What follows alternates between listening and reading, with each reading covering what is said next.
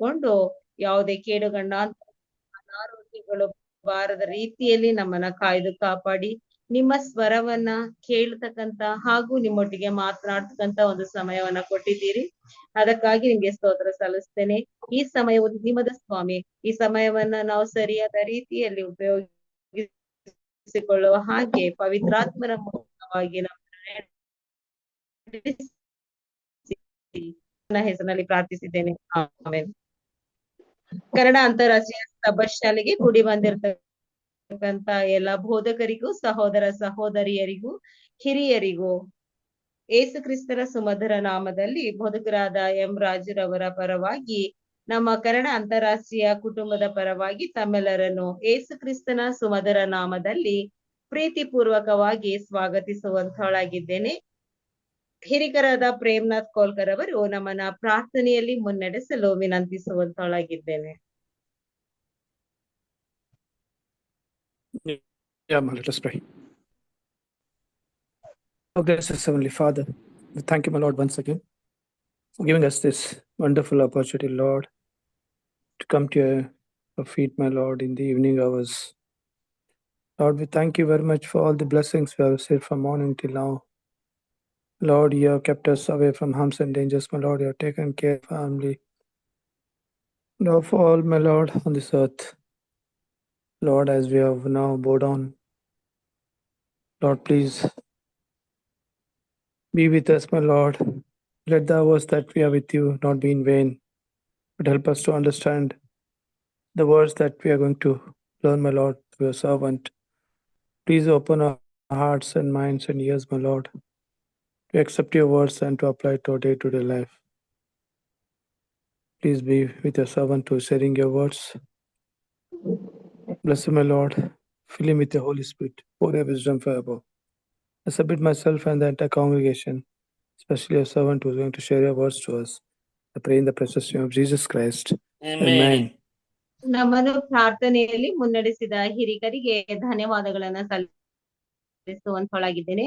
ಈ ಸಮಯದಲ್ಲಿ ಸಹೋದರ ಡೇವಿಡ್ ಅವರು ವಿಶೇಷ ಗೀತೆಯನ್ನ ಹಾಡುವಂತವರಾಗಿದ್ದಾರೆ. ಆಮೆನ್. ಚಿಕ್ಕ ಹೃದಯಾದಿ ಅತ್ಯುನ್ನತನಾದ ನನ್ನ ದೇವರ ನಾರಾಧಿಸುವೆ. ಒಡೆದ ನನ್ನ ಪಾತ್ರೆಯ ಕುಂಬಾರನ ಬಳಿ ತಂದು ಸರಿ ಮಾಡಲು ಕೋರುವೆ. ಚಿಕ್ಕ ಹೃದಯಾದಿ ಅತ್ಯುನ್ನತನಾದ ನನ್ನ ದೇವರನ್ನು ಆರಾಧಿಸುವೆ. ಒಡೆದ ನನ್ನ ಪಾತ್ರೆಯ ಕುಂಬಾರನ ಬಳಿ ತಂದು ಸರಿ ಮಾಡಲು ಕೋರುವೆ. ಓ ಸನ್ನ, ಓ ಸನ್ನ, ಯಹೂದ್ಯರ ರಾಜನಿಗೆ. ಓ ಸನ್ನ, ಓ ಸನ್ನ, ಬರಲಿರುವ ನನ್ ರಾಜನಿಗೆ. ಚಿಕ್ಕ ಹೃದಯಾದಿ ಅತ್ಯುನ್ನತನಾದ ನನ್ನ ದೇವರ ಆರಾಧಿಸುವೆ.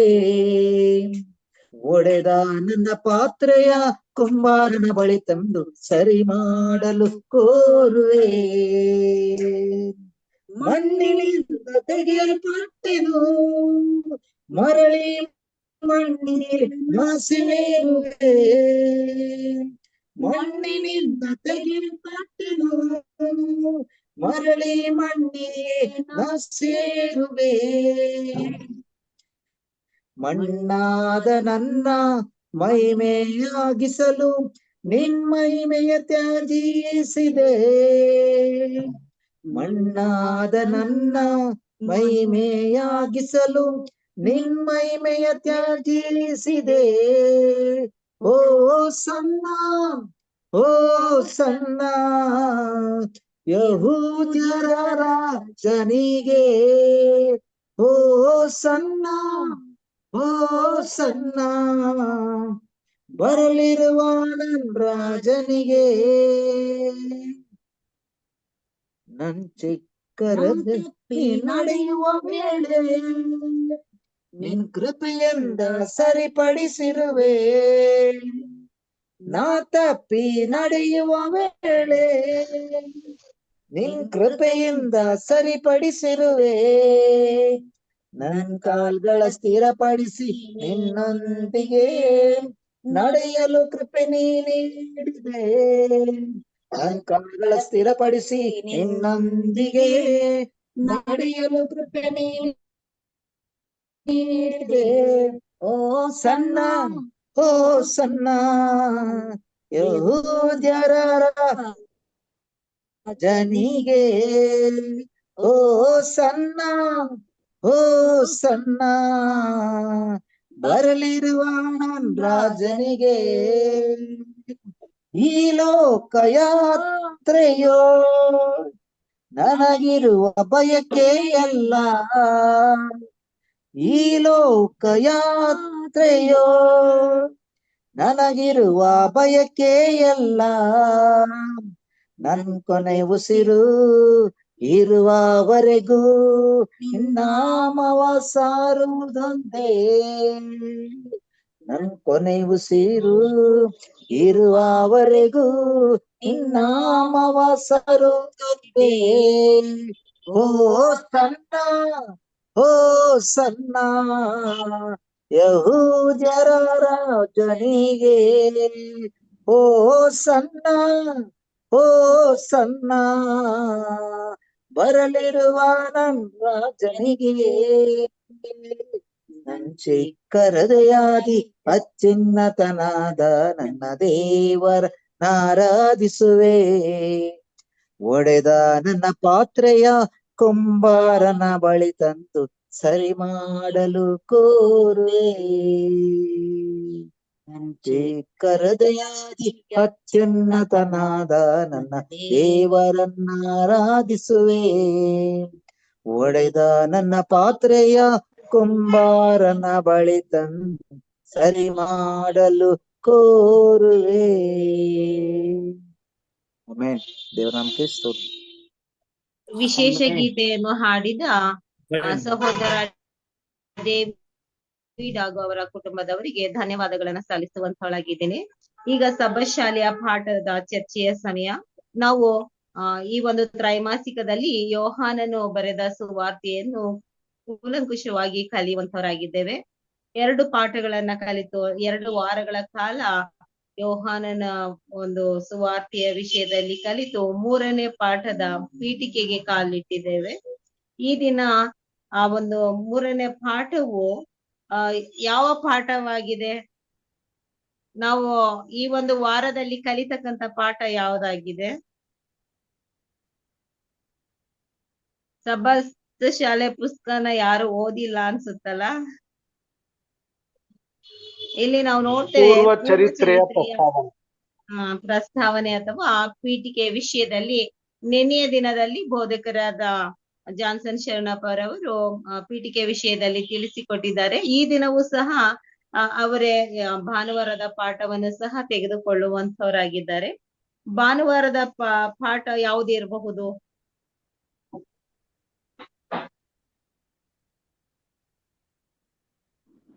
ಆದಿಯಲ್ಲಿ ದೈವಿಕ ವ್ಯಕ್ತಿಯಾದ ಕ್ರಿಸ್ತನ್. ಪಾಸ್ಟರ್ ಮಾತ್ರ ಹೇಳಪ್ಪ.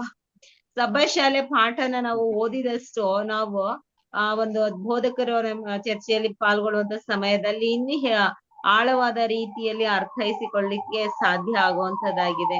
ಸೊ ಈ ದಿನದ ಒಂದು ಸಭಾಶಾಲೆಯ ಪಾಠವನ್ನ ಕಲಿಸಿಕೊಳ್ತಕ್ಕಂಥವ್ರು ಬೋಧಕರಾದ ಜಾನ್ಸನ್ ಶರಣಪ್ಪ ಅವರು. ಬೋಧಕರನ್ನ ಯೇಸು ಕ್ರಿಸ್ತನ ಸುಮಧುರ ನಾಮದಲ್ಲಿ ಸಭಾಶಾಲೆಯ ಪಾಠವನ್ನ ಕಲಿಸಿಕೊಡಲು ಪ್ರೀತಿ ಪೂರ್ವಕವಾಗಿ ಆಹ್ವಾನವನ್ನ ಮಾಡುವಂತವಳಾಗಿದ್ದೇನೆ. ಬೋಧಕರೇ, ಇದು ನಿಮ್ಮ ಅಮೂಲ್ಯ ಸಮಯವಾಗಿದೆ. ಸಭಾಶಾಲೆಯ ಪಾಠ ಕಲಿಸಿಕೊಡಲು ತಮ್ಮನ್ನು ಆದರದಿಂದ ಸ್ವಾಗತಿಸುವಂತವಳಾಗಿದ್ದೇನೆ. ವಂದನೆ sister, thank you so much. ಒಳ್ಳೆ ಹಾಡನ್ನ ಹಾಡಿದಂತ ಯವನಸ್ಥ ಮಕ್ಕಳಿಗೆ ವಂದನೆ ಸಲ್ಲಿಸ್ತೇನೆ. ಚಿಕ್ಕ ಹೃದಯದಿಂದ ದೇವರನ್ನು, ಸಣ್ಣ ಹೃದಯ ನಮ್ದು, ಆದರೂ ಆ ಚಿಕ್ಕ ಹೃದಯದಿಂದ ಯೇಸು ಸ್ವಾಮಿಯನ್ನು ನಾವು ಕೊಂಡಾಡ್ಬೇಕೆಂಬ ಒಂದು ಒಳ್ಳೆಯ ಹಾಡನ್ನ ಅರ್ಥಗರ್ಭಿತವಾಗಿ ಹಾಡಿದ್ದಾರೆ. ಬಹಳ ಮೀನಿಂಗ್ಫುಲ್ ಇದೆ. ನಮ್ಮ ಸಣ್ಣ ಹೃದಯ ದೇವರಿಗೆ ಮಹಿಮೆ ತರುವಂತ ಕೆಲಸ ಕಾರ್ಯಗಳೆಲ್ಲ ಇರಬೇಕೆಂಬುದಾಗಿ ನಮ್ಮ ಕೋರಿಕೆಯಾಗಿದೆ. ನಿನ್ನೆ ನಾವು ಚರಿತ್ರೆ ಯೇಸು ಸ್ವಾಮಿಯವರ ಚರಿತ್ರೆಯ ಒಂದು ಪ್ರಾರಂಭದ ವಿಷಯದಲ್ಲಿ ನಾವು ಮಾತಾಡಿದೆವು. ಪೂರ್ವ ಚರಿತ್ರೆಯ ಪ್ರಸ್ತಾಪನೆ, ನಾವು ಅನೇಕ ವಿಷಯಗಳು ನಿನ್ನೆ ಯೋಹಾನನ ಒಂದು ಅವರ ಒಂದು ಊರು ಮತ್ತು ಅವರ ಆರಿಸುವಿಕೆ ಮತ್ತು ಯಾಕೆ ಅವರು ಆದಿಯಲ್ಲಿ ವಾಕ್ಯಯುಕ್ತ ಎಂಬುದಾಗಿ ಬರೆದರು ಎಂಬುದಾಗಿ ನಾವು ನಿನ್ನೆ ನೋಡಿದೆವು. ಅವರು ಚಿಕ್ಕ ಗ್ರಾಮದಿಂದ ಬಂದಂತ ಸಾಮಾನ್ಯ ವ್ಯಕ್ತಿ, ಮೀನು ಹಿಡಿಯುವಂತ ವ್ಯಕ್ತಿ ಯೋಹಾನನು ನಾವು ನೋಡಿದ್ದೇವೆ. ಆತನ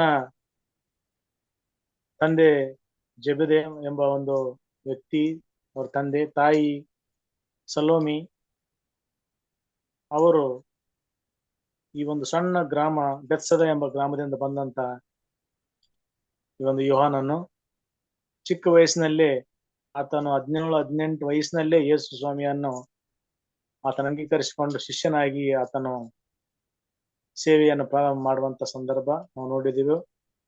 ಆ ಬೆತ್ಸದ ಆ ಊರಿನಲ್ಲಿರುವಂತ ಯೋಹಾನ ಯಾಕೋಬನು ಅವರ ಅಣ್ಣ ತಮ್ಮಂದಿರಿರ್ತಾರೆ. ಅವರು ಈ ಗಲಿಲಾಯದ ಒಂದು ಸಮುದ್ರದಲ್ಲಿ ಅಥವಾ ಆ ಸರೋವರದಲ್ಲಿ ಮೀನು ಹಿಡಿಯುವಂತ ಒಂದು ವ್ಯವಹಾರ ಅಥವಾ ಕಾರ್ಯಗಳನ್ನು ಮಾಡ್ತಿದ್ರು.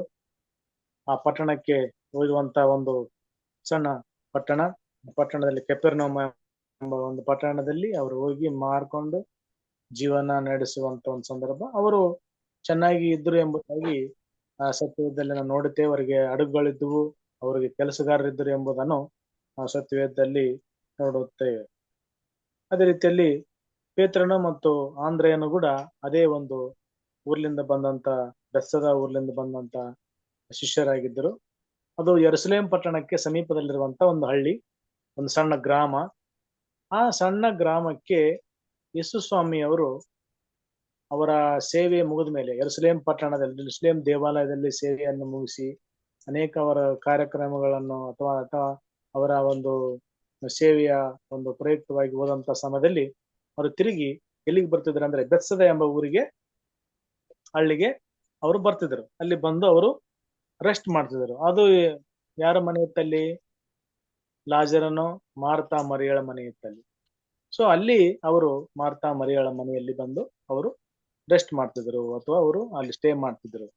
ಸೊ ಈ ಒಂದು ಹಳ್ಳಿ ಬಹಳ ಫೆಮಿಲಿಯರ್ ಆಗಿತ್ತು, ಬಹಳ ಒಂದು ಒಳ್ಳೆಯ ಹೆಸರುವಾಸಿಯಾಗಿತ್ತು. ಯಾಕಂದ್ರೆ ಯೇಸು ಸ್ವಾಮಿ ಅವರು ಬರ್ತಾ ಇದ್ರು, ಹೋಗ್ತಾ ಇದ್ರು ಆ ಒಂದು ಹಳ್ಳಿಗೆ.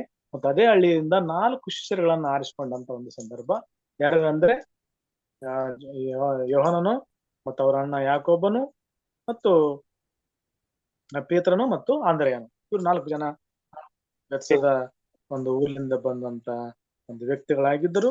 ಆ ಸಣ್ಣ ಪ್ರಾಂತದಲ್ಲಿದ್ದಂತ ಈ ವ್ಯಕ್ತಿಗಳು ಆ ದೇವರ ಒಂದು ಸೇವೆಗೆ ಅವರು ಬಹಳವಾಗಿ ಒಂದು ವಿಶೇಷವಾದಂತ ಯೋಜನೆಯನ್ನು ಮಾಡಿಕೊಂಡಂತ ದೇವರು ಈ ಒಂದು ಸೇವೆಗೆ ಮುಖ್ಯವಾಗಿ ಅವರನ್ನು ಆರಿಸಿಕೊಂಡಂತ ಉದ್ದೇಶ, ತನ್ನ ಒಂದು ಸೇವೆಯ ಮುಂದೆ ಆಗಬೇಕು. ಅವರು ಬೆಸ್ತರಾಗಿದ್ದಾಗಲೂ ಕೂಡ ಮನುಷ್ಯರನ್ನು ಹಿಡಿಯುವಂತ ಬೆಸ್ತರನ್ನಾಗಿ ಮಾಡ್ತೇನೆ ಅನ್ನೋ ತಕ್ಷಣವೇ ಅವರು ತಮ್ಮ ಬಲೆಗಳನ್ನು ಬಿಟ್ಟು, ತಮ್ಮ ಹಡಗುಗಳನ್ನು ಬಿಟ್ಟು, ತಮ್ಮ ತಂದೆ ಒಂದು ಬಂಧು ಬಳಗ ಎಲ್ಲವನ್ನು ಬಿಟ್ಟು ಯೇಸು ಸ್ವಾಮಿ ಅವರನ್ನು ಹಿಂಬಾಲಿಸಿದಂತ ವ್ಯಕ್ತಿಗಳು. ಅದರಲ್ಲಿ ಮುಖ್ಯವಾಗಿ ಯೋಹಾನನ ಒಂದು ವಿಷಯದಲ್ಲಿ ನಾವು ಮಾತಾಡುವಾಗ, ಈ ಯೋಹಾನನ ವಿಷಯದಲ್ಲಿ ನಾವು ತಿಳ್ಕೊಳ್ಳುವಾಗ, ಆತನು ಒಂದು ವಿಶೇಷವಾದಂತ ಒಂದು ಪತ್ರಿಕೆಯಲ್ಲಿ ನಾವು ನೋಡುತ್ತೇವೆ. ಯಾಕೆ ಅವರು ಮತ್ತಾಯ, ಮಾರ್ಕ, ಲೂಕ ಈ 3 ಪತ್ರಿಕೆಗಳು ಆಲ್ರೆಡಿ ಅವರು ಬರೆಯೋಕ್ಕಿಂತ ಮುಂಚೆ ಇದ್ವು. ಅವ್ರು ಬರೆದಿದ್ರು ಆಲ್ರೆಡಿ. ಈ ಸಣ್ಣದಂತ 17-18 ವರ್ಷನಲ್ಲಿರುವಂತ ಈ ಒಂದು ಯೋಹಾನನು ತನ್ನ 90ನೇ AD ಅಂದ್ರೆ ಕ್ರಿಸ್ತ ಶಕ 90ನೇ ಇಸ್ವಿಯಲ್ಲಿ ಈ ಒಂದು ಪತ್ರವನ್ನು ಬರಿತಾನೆ. ಈ ಒಂದು ಗಾಸ್ಪಲ್ ಅನ್ನು ಬರೀತಾರೆ ಅವರು. ಯೋಹಾನನು 85 ವರ್ಷ ಅವಾಗ ಆಗಿರುತ್ತದೆ ಅವರಿಗೆ, ಯೋಹಾನನಿಗೆ. ಸೊ ಆಗ ಅವರು ಈ ಒಂದು 3 ಸುವಾರ್ತೆಗಳಿದ್ದಾಗಲೂ ಕೂಡ ಆತನು ಈ ಒಂದು ಸುವಾರ್ತೆ ಬರಿತಾನೆ. ಅಂದ್ರೆ ಅಲ್ಲಿ ತಪ್ಪಾದ ಅಭಿಪ್ರಾಯಗಳಿದ್ದವು. ಅವರು ತಪ್ಪಾದ ಅಭಿಪ್ರಾಯಗಳಲ್ಲಿ ಆಗಿನ ಕಾಲದಲ್ಲಿ ಸೈತಾನನು ಪ್ರಾರಂಭದಲ್ಲಿ ಆ ಒಂದು ಸೃಷ್ಟಿಯ ಆ ಒಂದು ಬಗ್ಗೆ ವಿವಾದಗಳನ್ನು ಹುಟ್ಟಿಸಿರ್ತಾನೆ, ತಪ್ಪಾದ ಅಭಿಪ್ರಾಯಗಳನ್ನು ಹುಟ್ಟಿಸಿರ್ತಾನೆ. ಯೇಸು ಸ್ವಾಮಿ ಅವರು ದೇವರಲ್ಲ, ಅವರೊಬ್ಬ ಸಾಮಾನ್ಯ ವ್ಯಕ್ತಿ, ಒಬ್ಬ ಕಾರ್ಪೆಂಟರ್ ಆಗಿದ್ದಾನೆ, ಅವ್ರು ನಮ್ಮ ಜೊತೆಲಿದ್ದಾನೆ, ನಮ್ಮೂರಲ್ಲಿದ್ದಾನೆ, ನಜರೇತ್ನಲ್ಲಿ ಓಡಾಡಿದ್ದಾನೆ, ಆತನು ಯಾವುದು ದೇವರು ಅಲ್ಲ, ಮನುಷ್ಯನು ಎಂಬುದಾಗಿ ಅಲ್ಲಿ ವಾದ ವಿವಾದಗಳಿರುವಂತ ಸಂದರ್ಭದಲ್ಲಿ ಯೋಹಾನನು ಈ ಪತ್ರಿಕೆಯನ್ನು ಬರೀತಾನೆ. ಈ ಪತ್ರಿಕೆಯನ್ನು ಬರೆದಾಗ ಯೇಸು ಸ್ವಾಮಿಯವರು ಈ ಹಳೆಯ ಚರಿತ್ರೆಯನ್ನು ತಗೊಂಡ್ಬರ್ತಾನೆ.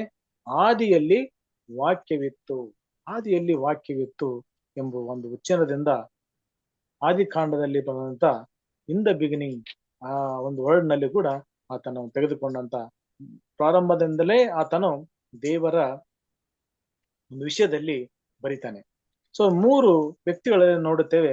ಈ 3 ವ್ಯಕ್ತಿಗಳು ಯಾರಂದ್ರೆ ಮತ್ತಾಯ, ಮಾರ್ಕ, ಲೂಕನವರು. ಅವ್ರು ಏನ್ ಮಾಡ್ತಾರೆ ಅಂದ್ರೆ, ಮತ್ತಾಯನು ಯೇಸು ಸ್ವಾಮಿ ಅವರ ವಂಶಾವಳಿಯಲ್ಲಿ ಆತನ ಹೆಚ್ಚಿನ ರೀತಿಯಲ್ಲಿ ಆತನು ಬರಿತಾನೆ. ಮತ್ತು ಮಾರ್ಕನು ಜಾನ್ ದ ಬ್ಯಾಪ್ಟಿಸ್ಟ್ ಆತನ ಬಗ್ಗೆ ಬರೆದು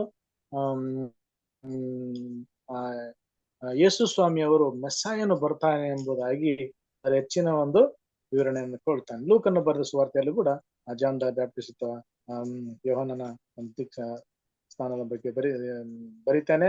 ಯೇಸು ಸ್ವಾಮಿ ಅವರು ಆದಾಮನ ಮೊದಲನೆಯಾಗಿ ಬಂದಂತ ವ್ಯಕ್ತಿ, ಎರಡನೇದಾಗಿ ಯೇಸು ಸ್ವಾಮಿ ಅವರು ಎಂಬುದಾಗಿ ಬರೀತಾನೆ. ಸೊ ಇಸ್ರಾಯೇಲ್ ಜನರಿಗೆ ಈ ಒಂದು ವಿಚಾರಗಳಲ್ಲಿ ಎಲ್ಲವೂ ತಿಳಿದಂತ ವಿಷಯಗಳಾಗಿರೋದ್ರಿಂದ ಆ ಒಂದು ಕಾರ್ಯಕ್ರಮ ಒಂದು ಪತ್ರಿಕೆಗಳಲ್ಲಿ ಈ ಮತ್ತಾಯನು, ಮಾರ್ಕನ್, ಲೂಕನು ಬರೆದಂತ ವಿಚಾರಗಳಲ್ಲಿ ನಾವು ನೋಡುವಂತ ಸಂದರ್ಭದಲ್ಲಿ, ಆದ್ರೆ ಯೋಹಾನನ ಬರೆದ ಸುವಾರ್ತೆಯಲ್ಲಿ ಮಾತ್ರ ಒಂದು ವಿಶೇಷವಾದಂತ ಯೋಜನೆ, ಪವಿತ್ರಾತ್ಮನ ಶಕ್ತಿಯಿಂದ ದೇವರು ಇದನ್ನು ಬರೆದಿರ್ತಾನೆ. ಯಾಕಂದ್ರೆ ಆ ಸಮಯದಲ್ಲಿ ಆ ಒಂದು ತಪ್ಪಾದ ಅಭಿಪ್ರಾಯಗಳು ಆ ಜನರಲ್ಲಿ ಇತ್ತು. ಯಾಕಂದ್ರೆ ಆ 3 ಗಾಸ್ಪಲ್ಗಳು ಅಥವಾ 3 ಸುವಾರ್ತೆಗಳಲ್ಲಿ ಆಲ್ರೆಡಿ ಇದ್ದು, ಅದರಲ್ಲಿ ಅವರು ತಪ್ಪಾದ ಅಭಿಪ್ರಾಯಗಳು ಹೊಂದಿದ್ರು. ಆಗ ಯೇಸು ಸ್ವಾಮಿ ಅವರ ತಿಳುವಳಿಕೆಯನ್ನು ಅವರಿಗೆ ಪವಿತ್ರಾತ್ಮನ ಮೂಲಕ ದಯಪಾಲಿಸಿ ಯೋಹಾನನಿಗೆ ಬರೆದಂತ ಒಂದು ನಿಯೋಜನೆಯನ್ನು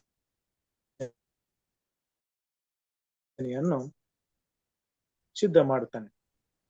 ಸೊ ಈಗ ನಾವು ಈ ಆದಿಯಲ್ಲಿ ಒಂದು ಆ ರೀತಿಯಲ್ಲಿ ಆತನು ಏನ್ ಮಾಡ್ತಾನೆ ಇಲ್ಲಿ, ಒಂದಾನೊಂದು ಕಾಲದಲ್ಲಿ ಎಂಬ ಒಂದು ವಿಚಾರವನ್ನು ಇಟ್ಕೊಂಡು ಫ್ರಮ್ ದ ಬಿಗಿನಿಂಗ್, ಸ್ಟಾರ್ಟಿಂಗ್ ನಲ್ಲಿ ಒಂದು ಬುಕ್ ಆಫ್ ಜೆನೆಸಿಸ್ ಮೂಲಕವಾಗಿ ಯೋಹಾನನು ಅದನ್ನು ಬರೆಯುವಂತ ಒಂದು ವಿಶೇಷವಾದಂತ ಯೋಜನೆಯನ್ನು ನಾವಿಲ್ಲಿ ನೋಡುತ್ತೇವೆ. ಯೋಹಾನನು ಯೇಸುವನ್ನು ದೈವ ಕುಮಾರನೆಂದು ಹಳೆಯ ಒಡಂಬಡಿಕೆಯ ಚರಿತ್ರೆಯನ್ನು ನೆರವೇರಿಸುವಂತ ಒಂದು ಯೋಜನೆಯಲ್ಲಿ ಬರ್ತಾನೆ. ಅವರು ಏನು ಹೇಳಿಲ್ಲ, ಆದಿಯಲ್ಲಿ ವಾಕ್ಯವಿತ್ತು, ಆ ವಾಕ್ಯವು ದೇವರಾಗಿತ್ತು, ಆ ವಾಕ್ಯವು ಭಾನುವಾರ ಪಾಠದಲ್ಲಿ ಆದಿಯಲ್ಲಿ ದೈವಿಕ ವ್ಯಕ್ತಿ ಕ್ರಿಸ್ತನ ಬಗ್ಗೆ ನಾವು ನೋಡುವ ಸಂದರ್ಭದಲ್ಲಿ ಯೋಹಾನ 1:1-5 ವಚನಗಳನ್ನ ನಾವು ಇವತ್ತು ಕಲಿಯುವಂತರಾಗಿದ್ದೇವೆ. ಸೊ ಹಾಗೆ ನಾವು ನೋಡುವ ಸಂದರ್ಭದಲ್ಲಿ ಯೇಸು ಸ್ವಾಮಿಯವರ ಬಗ್ಗೆ ಅಪಾರವಾದಂತ ಒಂದು ಯೋಜನೆಯನ್ನು ಮಾಡ್ತಾನೆ, ದೇವರೇ ಎಂಬುದಾಗಿ. ಅದನ್ನು ಕೊನೆಯ ನಾವು ಈ ಒಂದು ಯೋಹಾನನ ಬಗ್ಗೆ ಯೋಹಾನನ ಒಂದು ಸುವಾರ್ತೆಯಲ್ಲಿ ನಾವು ಈ ಒಂದು ತ್ರೈಮಾಸಿಕದಲ್ಲಿ ನಾವು ಅದು ಆ ಪತ್ರಿಕೆ ಮುಗಿಯುವಷ್ಟರಲ್ಲಿ ನಾವು ಕಂಪ್ಲೀಟ್ ಆಗಿ ಸರೆಂಡರ್ ಆಗ್ಬೇಕು. ಯೇಸು ಸ್ವಾಮಿಯವರು ದೇವರು ಎಂಬುದಾಗಿ ಅಧ್ಯಯನ ಮಾಡುವಂತ ಸಮಯದಲ್ಲಿ ನಾವು ತಿಳಿಯುವಂತರಾಗಿದ್ದೇವೆ. ಇದರಿಂದ ಯೇಸು ಕ್ರಿಸ್ತನು ದೈವ ಕುಮಾರನು, ಆತನೇ ಸತ್ಯ ಜೀವ ಎಂಬ ಕಥೆಯನ್ನು ನಮ್ಮ ಸಮೀಪಕ್ಕೆ ತಂದಿದ್ದಾನೆ. ಆತನ ದೇವರು, ಆತನ ದೈವ ಕುಮಾರನು, ಆತನೇ ಜೀವವು ಸತ್ಯವು ಎಂಬ ಒಂದು ವಿಶೇಷವಾದಂತ ಒಂದು ಸಂದರ್ಭವನ್ನು ಏನ್ ಮಾಡ್ತಾನೆ, ಯೇಸು ಸ್ವಾಮಿಯವರ ಮುಖಾಂತರವಾಗಿ ದೇವರು ನಮಗೆ ಯೋಹಾನನ ಮೂಲಕ ನಮಗೆ ತಿಳಿಸ್ಕೊಡ್ತಾನೆ. ಮೊದಲಿನ ಆದಿಯಲ್ಲಿ ನೋಡ್ತೇವೆ, ಆದಿಯಲ್ಲಿ ಯೆಹೋವ ದೇವರು ಎಲ್ಲಿ ಮಾತಾಡ್ತಿದ್ರು, ಆತನು ಮೇಘಗಳ ಮುಖಾಂತರ ಮಾತಾಡ್ತಿದ್ರು, ಆತನು ಪ್ರವಾದಿಗಳ ಮುಖಾಂತರ ಮಾತಾಡ್ತಿದ್ದನು. ಆದರೆ ಯೇಸು ಸ್ವಾಮಿಯವರು ತನ್ನ ಒಂದು ವೈಯಕ್ತಿಕವಾದ ರೀತಿಯಲ್ಲಿ ನಮ್ಮ ಮಧ್ಯದಲ್ಲಿ ನೆಲೆಸಲು ಬಂದಿದ್ದಾನೆ ಎಂಬುದಾಗಿ ಮೇಘಗಳ ಮುಖಾಂತರ ಕಾಣಿಸಿಕೊಂಡಿದ್ದನ್ನು ನೋಡುತ್ತೇವೆ. ಈ ಯೇಸು ಸ್ವಾಮಿಯವರು ನಮ್ಮ ಮಧ್ಯದಲ್ಲಿ ಜೀವಿಸುತ್ತಿದ್ದಾನೆ ಎಂಬುದನ್ನು ಒಂದು ಒಳ್ಳೆಯ ರೀತಿಯಲ್ಲಿ ಬರೆದಿದ್ದಾನೆ ಯೆಹೋವನನು. ಸೊ ಆತನನ್ನು ನೋಡಬೇಕೆಂದು ಅನೇಕರು ಒಂದು ಆಕರ್ಷಣೆಯನ್ನು ಅವರು ಹೊಂದಿಕೊಂಡಿದ್ದಾರೆ. ಯಾಕಂದ್ರೆ ಅವರ ಒಂದು ಯೋಜನೆ ಯಾವ ರೀತಿ ಇರುತ್ತೆ ಅಂದ್ರೆ, ಯೇಸು ಸ್ವಾಮಿಯವರು ದೇವರು ಎಂಬುದಾಗಿ ಆತನು ಹೇಳುವಂತ ಸಂದರ್ಭದಲ್ಲಿ ಆ ದೇವರನ್ನು ನೋಡ್ಲಿಕ್ಕೆ ಮನುಷ್ಯನ ರೂಪದಲ್ಲಿದ್ದಂತ ಯೇಸು ಸ್ವಾಮಿಯವರನ್ನು ಒಂದು ಆಕರ್ಷಣೆ ರೂಪವನ್ನು ಸೃಷ್ಟಿ ಮಾಡಿದಂತ ಯೋಹಾನನು ನಮಗೆ ತಿಳಿಸುವಂತನಾಗಿದ್ದಾನೆ. ಸೊ ಅದರಿಂದ ಯೋಹಾನ 1:1 ನೋಡುತ್ತೇವೆ, ಆದಿಯಲ್ಲಿ ವಾಕ್ಯವಿತ್ತು. ಯೋಹಾನನು ಪ್ರಾರಂಭದಲ್ಲೇ ಒಂದು ಕಠಿಣವಾದ ಮಾತನ್ನಿಟ್ಟಿದ್ದಾನೆ. ಯೋಹಾನ ಏನ್ ಮಾಡಿದ್ದಾನೆ? ಒಂದು ಕಠಿಣವಾದ ಮಾತನ್ನಿಟ್ಟಿದ್ದಾನೆ. ಅಂದ್ರೆ ಅದನ್ನು ಆ ಮಾತುಗಳೆಂದ್ರೆ ಆ ಮಾತೇ ಆತನಾಗಿದ್ದಾನೆ. ವರ್ಡ್ ಅಂದ್ರೆ ವರ್ಡ್ ಅಂದ್ರೆ ಮಾತು, ಆ ವರ್ಡ್ ದೇವರಾಗಿದ್ದಾನೆ ಎಂಬುದಾಗಿ. ಸೊ ವರ್ಡ್ ಇಸ್ ಗಾಡ್ ಅಂತ. ಆದಿಯಲ್ಲಿ ವಾಕ್ಯವಿತ್ತು, ಆ ವಾಕ್ಯವೇ ದೇವರಾಗಿತ್ತು. ಸೊ ಇದು ಪ್ರಾರಂಭದಲ್ಲೇ ಆ ಒಂದು ಮಾತನ್ನಿಟ್ಟುದರಿಂದ ಆತನನ್ನು ನಾವು ಅಷ್ಟು ಒಂದು ಮಾತುಗಳಲ್ಲಿ ದೇವರಿದ್ದಾನೆ ಎಂಬುದನ್ನು ನೋಡುತ್ತೇವೆ. ದೇವರು ತನ್ನ ಮಾತಿನ ಪ್ರಕಾರ ಜೀವಿಸಿದ್ದಾನೆ. ಯೇಸು ಸ್ವಾಮಿಯವರು ತನ್ನ ಮಾತಿನ ಪ್ರಕಾರ ಜೀವಿಸಿದ್ದಾನೆ. ಅದಕ್ಕಾಗಿ ಆದಿಕಾಂಡ 3ನೇ ಸಂಧಿ 15ನೇ ವಚನವನ್ನು ನೋಡೋಣ.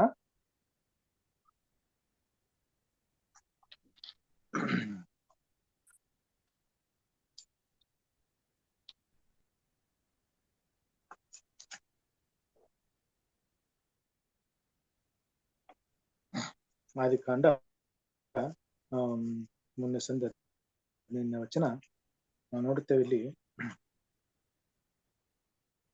ಇಂದಿಗೂ ಸ್ತ್ರೀಗೂ ಸಂತಾನಕ್ಕೆ ಸ್ತ್ರೀಗೂ ಸಂತಾನ ಅಗತನಿಗೆ ಹಾಗೆ ಮಾಡಿ ಈಕೆ ಸಂತಾನ ತಲೆಯನ್ನು ಜಜ್ಜುವುದು, ನೀನು ಅದರ ಇಮ್ಮಡಿಯನ್ನು ಕಚ್ಚುವಿ. ಸೊ ಇದರ ವಿಷಯದಲ್ಲಿ ಒಂದು ಯೇಸು ಸ್ವಾಮಿಯ ವಿಷಯದಲ್ಲಿ ಬರೆಯುವಂತ ಒಂದು ನಿಗೂಢವಾದಂತ ಸತ್ಯಾಂಶವನ್ನು ನಾವು ಇಲ್ಲಿ ತಿಳ್ಕೊಳ್ಳುವಂಥದ್ದು. ಸೃಷ್ಟಿಯನ್ನು ಆದಿಕಾಂಡದಲ್ಲಿ ಪ್ರಾರಂಭ ಮಾಡಿದಂತ ಒಂದು ಯೇಸು ಸ್ವಾಮಿಯ ಒಂದು ವಿವರದಲ್ಲಿ 2ನೆಯ ಪ್ರಾರಂಭ ಯೋಹಾನನ ಬರೆದ ಪತ್ರಿಕೆಯಲ್ಲಿ ನಾವು ನೋಡುತ್ತೇವೆ. ಸೊ ಅದರಿಂದ ಯೋಹಾನನ ಪುಸ್ತಕದಲ್ಲಿ ನಾವು ನೋಡುತ್ತೇವೆ, ಯೇಸು ಅವರ ಜೀವಿತ, ಅವರ ಕೆಲಸ ಎಲ್ಲವನ್ನು ಅವರು ಬರೆದು ನಮಗೆ ಯೋಹಾನನ ಬರೆದಿದ್ದಾನೆ. ಆತನ ಕೆಲಸ, ಆತನ ಜೀವಿತ ಎಲ್ಲವನ್ನು ಬರೆದಂತ ಪಕ್ಷದಲ್ಲಿ ಆತನು ಖಂಡಿತ ನಮ್ಮ ಮಧ್ಯದಲ್ಲಿ ಜೀವಿಸುವಂತ ಒಂದು ಮಾನವನ ರೂಪದಲ್ಲಿದ್ದಾಗಲೂ ಕೂಡ ಮಾತ್ರ ಅಲ್ಲ, ಆತನು ದೇವರಾಗಿದ್ದಾನೆ ಎಂಬುದಾಗಿ ನಾವು ಮೊದಲನೇದಾಗಿ ನಾವು ನೋಡುವಂತರಾಗಿದ್ದೇವೆ. ಸೊ ಆತನ ಪ್ರಿಯ ಎಕ್ಸಿಸ್ಟೆನ್ಸ್ ಮೊದಲೇ ಯೇಸು ಸ್ವಾಮಿಯವರು ತಂದೆಯ ಜೊತೆಯಲ್ಲಿ ಇದ್ದನು ಎಂಬುದಾಗಿ ನಾವು ನೋಡ್ತೇವೆ. ಯೇಸು ಸ್ವಾಮಿಯವರು ತಂದೆಯ ಜೊತೆಯಲ್ಲಿ ಇದ್ದನು ಎಂಬುದಾಗಿ ನಾವು ನೋಡ್ತೇವೆ. ಆಮೇಲೆ ವರ್ಡ್ ವಾಸ್ ಗಾಡ್, ಆತನ ದೇವರು ಆತನ ಶರೀರಾಧೀನಲ್ಲಿ ನಮ್ಮ ಮಧ್ಯದಲ್ಲಿ ಇದ್ದಾನೆ ಎಂಬುದಾಗಿ ಸತ್ಯದಲ್ಲಿ ನೋಡ್ತೇವೆ. ಹಾಗಾಗಿ ಯೇಸು ಸ್ವಾಮಿಯವರು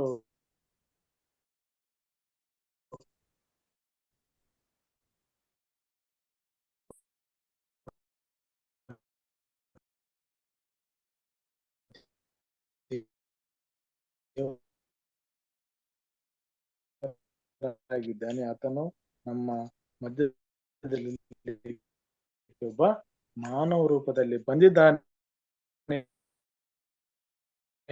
ಎಂಬುದಾಗಿ ನಾವು ನೋಡುತ್ತೇವೆ. ಯೋಹಾನನ ಬರೆದ ಸುವಾರ್ತೆ 20ನೇ ಸಂಧಿ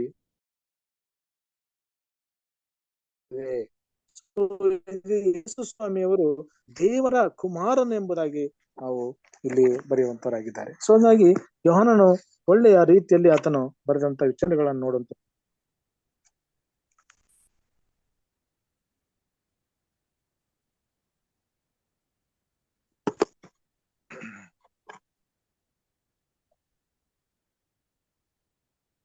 sorry for the disturbance, current ಮತ್ತೆ ಬಂತು. ಓಕೆ, ಸೊ ಅದರಿಂದ ನಾವು ದೇವರ ವಿಷಯದಲ್ಲಿ, ನಾವು ಯೇಸು ಸ್ವಾಮಿ ಅವರು ದೇವರ ವಿಷಯದಲ್ಲಿ ನೋಡುವಾಗ ಅವರಿಬ್ಬರು ಒಂದೇ.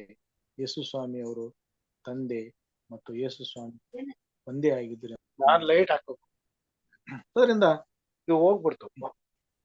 2ನೇ ನೋಡುವ ಸಂದರ್ಭದಲ್ಲಿ 1ನೇ ಯೋಹಾನ 4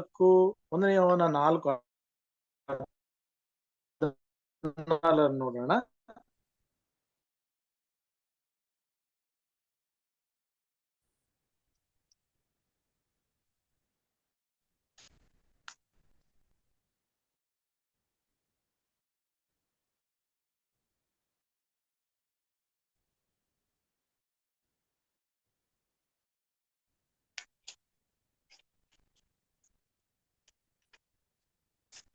ಅದಕ್ಕಿಂತ ಮೊದಲು ಕೊಲೆಸಿಯವರಿಗೆ ಬರುತ್ತೆ ಪತ್ರಿಕೆ 1ನೇ ಸಂಧಿ 16-17 ನೋಡೋಣ.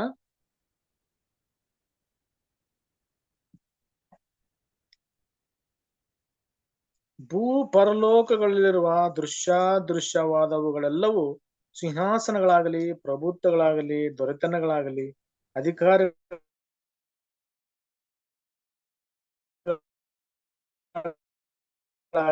ಆತನಲ್ಲಿ ಸೃಷ್ಟಿಸಲ್ಪಟ್ಟವು. ಸರ್ವವು ಆತನ ಮುಖಾಂತರ ಎಂಬುದೇ. ಎಷ್ಟು ಅರ್ಥಗರ್ಭಿತವಾಗಿ ಯೇಸು ಸ್ವಾಮಿಯ ಬಗ್ಗೆ ಬರೆದಿದೆ ಅಂದ್ರೆ ನಾವು ಖಂಡಿತ ಇಷ್ಟು ವಿಚಾರಗಳು ದೇವರ ವಿಷಯದಲ್ಲಿ, ಯೇಸು ಸ್ವಾಮಿಯ ವಿಷಯದಲ್ಲಿ ಬರೆದಂತವಾಗಿದೆ. ಆತನಿಗೆ ಆತ ಮೇಲೆ ಎಲ್ಲಕ್ಕೂ ಮೊದಲು ಇದ್ದವನು, ಸ್ಟಾರ್ಟಿಂಗ್. ಅದಕ್ಕಾಗಿ ಆದಿಯಲ್ಲಿ ವಾಕ್ಯವಿತ್ತು, ಆ ವಾಕ್ಯವೇ ದೇವರಾಗಿತ್ತು ಎಂಬ ವಿಷಯದಲ್ಲಿ ನೋಡುವಾಗ ಖಂಡಿತ ಆ ಒಂದು ವಿಚಾರದಲ್ಲಿ ಯೇಸು ಸ್ವಾಮಿ ಅವರು ದೇವರಾಗಿದ್ದನು. ಆತನು ಮೊದಲೇ ಇದ್ದ ದೇವರಾಗಿದ್ದನು. ಆತನು ನಮ್ಮ ಸೃಷ್ಟಿಯಕ್ಕಿಂತ ಮೊದಲೇ ಆತನು ಇದ್ದನು ಎಂಬುದಾಗಿ ಸತ್ಯವೇದದಲ್ಲಿ ನಾವು ತಿಳ್ಕೊಳ್ಳುವಂತರಾಗಿದ್ದೇವೆ. ಸೊ ಅದರಿಂದ ಈ ಯೋಹಾನನು ಬಹಳ ಅರ್ಥಗರ್ಭಿತವಾಗಿ ನಮಗೆ ಬರೆದಂತ ವಿಚಾರಗಳನ್ನು ನೋಡುವಾಗ ಖಂಡಿತ ನಾವು ಯೋಹಾನನ್ನು ಆತನ ಶಿಷ್ಯನಾದಂತ ಸಮಯದಲ್ಲಿ ಎಷ್ಟು ಜ್ಞಾನವುಳ್ಳ ಒಂದು ವಿಚಾರವನ್ನು ಪವಿತ್ರಾತ್ಮನ ಮೂಲಕ ಬರೆದಿದ್ದನ್ನು ನೋಡುತ್ತೇವೆ. ಆತನು 5 ಪುಸ್ತಕಗಳನ್ನು ಬರೆದಿದ್ದಾನೆ. 1 ಜಾನ್, 2 ಜಾನ್, 3 ಜಾನ್, ರೆವಲ್ಯೂಷನ್ ಮತ್ತು ಯೋಹಾನನ್. ಇಷ್ಟು ಪತ್ರಿಕೆಗಳನ್ನು ಆತನು ಬರೆದು ನಮಗೆಲ್ಲರಿಗೆ ಒಂದು ವಿಶೇಷವಾದ ಜ್ಞಾನವನ್ನು ತಿಳ್ಕೊಳ್ಳಿಕ್ಕೆ ಆತನು ನಮಗೆ ಸಹಾಯ ಮಾಡಿದಕ್ಕಾಗಿ ಆತನನ್ನು ನಾವು ವಂದಿಸೋಣ. ಯೋಹಾನ 17ನೇ ಸಂಧಿ ನೋಡೋಣ. ಯೋಹಾನ 17ನೇ ಸಂಧಿ ಕೆಲವು ವಚನಗಳು ನೋಡೋಣ. ಅದನ್ನ ಬಗ್ಗೆ ಯೇಸು ಸ್ವಾಮಿ ಅವರು ಯಾವ ರೀತಿಯಲ್ಲಿ ದೇವರಿಗೆ ತನ್ನ ಒಂದು ವಿಜ್ಞಾಪನೆಯನ್ನು ಸಲ್ಲಿಸ್ತಾನೆ ಎಂಬುದಾಗಿ 17ನೇ ಸಂಧಿ 4-5 ವಚನಗಳನ್ನು ಓದೋಣ. ನೀನು ನನಗೆ ಕೊಟ್ಟ ಕೆಲಸವನ್ನು ನಾನು ನೆರವೇರಿಸಿ ನಿನ್ನನ್ನು ಭೂಲೋಕದಲ್ಲಿ ಮಹಿಮೆಪಡಿಸಿದನು. ಸೊ ಯೇಸು ಸ್ವಾಮಿಯವರು ಏನ್ ಮಾಡಿದಾನೆ, ಭೂಲೋಕಕ್ಕೆ ಬಂದಿದ್ದಾನೆ.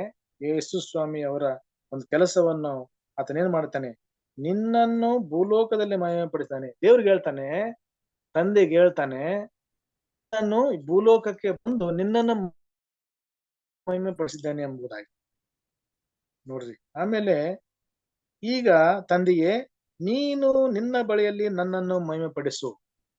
ಸೊ ತಂದೆಯೇ, ನೀನು ನನ್ನ ಒಂದು ಮಹಿಮೆಯನ್ನು ನಿನ್ನ ಒಂದು ಬಳಿಯಲ್ಲಿ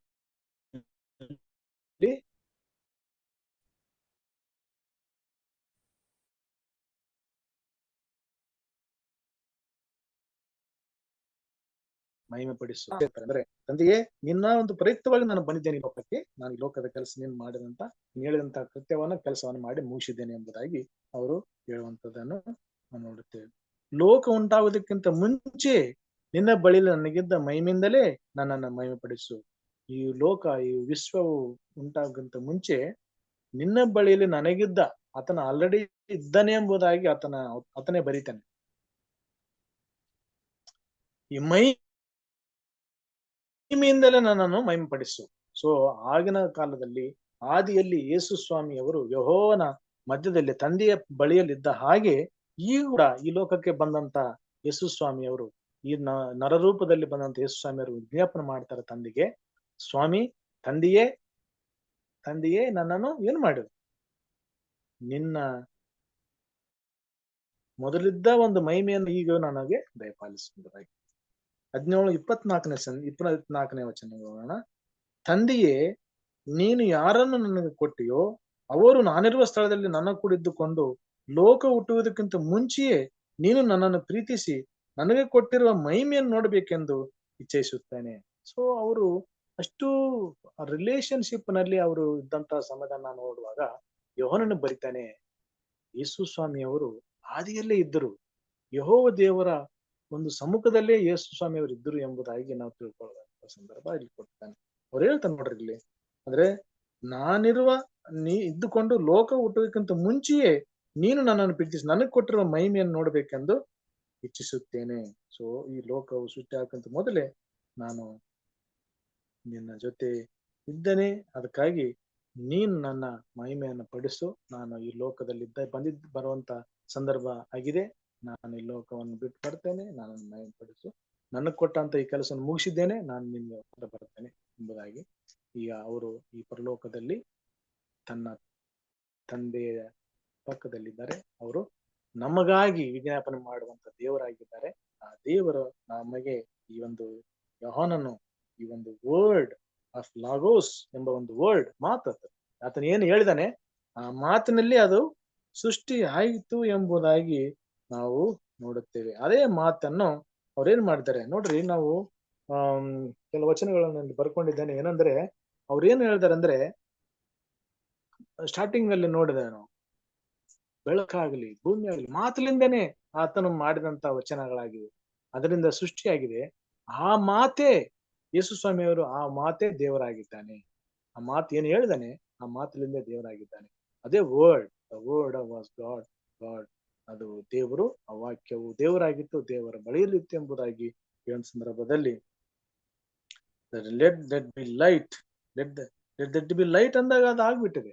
ಹಾಗಾಗಿ ದ ವರ್ಡ್, ಆ ವರ್ಡ್ ಲಾಗೋಸ್ ಎಂಬ ಒಂದು ವಿಶೇಷವಾದಂತಹ ವರ್ಡ್ ನಲ್ಲಿ ಆ ಗ್ರೀಕ್ ಭಾಷೆಯಲ್ಲಿ ಬರುವಂತ ಸಂದರ್ಭದಲ್ಲಿ ನಾವು ಖಂಡಿತ ಯೇಸು ಸ್ವಾಮಿಯನ್ನು ನಂಬಬೇಕು. ನಂಬಿದಂತ ಆತನ ಉದ್ದೇಶವೇನ, ನಾವೆಲ್ಲರೂ ಪರಲೋಕ ರಾಜ್ಯಕ್ಕೆ ಸೇರ್ಬೇಕೆಂಬುದಾಗಿ 17ನೇ ಒಂದು ಯೋಹಾನ್ ಬರೆದ 17ನೇ ಸಂಧಿಯಲ್ಲಿ ಆತನ ದೇವರಿಗೆ, ತನ್ನ ತಂದೆಗೆ ವಿಜ್ಞಾಪನೆ ಮಾಡ್ಕೊಳ್ತಾನೆ, ಸ್ವಾಮಿ ನಾನು ನಿನ್ ಕೊಟ್ಟಂತ ಕೆಲಸವನ್ನು ಮುಗಿಸಿ ನಾನು ಬರ್ತಿದ್ದೇನೆ, ನನ್ನ ಮಹಿಮೆಪಡಿಸು. ನನ್ನ ಕಳಿಸ್ಕೊಂಡ ಈ ಮಕ್ಕಳು ಕೂಡ ನನ್ನ ಜೊತೆಯಲ್ಲಿ ಇದ್ದಂತ ಹಾಗೆ ನಿನ್ನ ಜೊತೆಯಲ್ಲಿ ಬರ್ಲಿಕ್ಕೆ ನಾವು ಸಹಾಯ ಮಾಡಿ ಎಂಬುದಾಗಿ ಕೇಳ್ಕೊಳ್ತೇನೆ.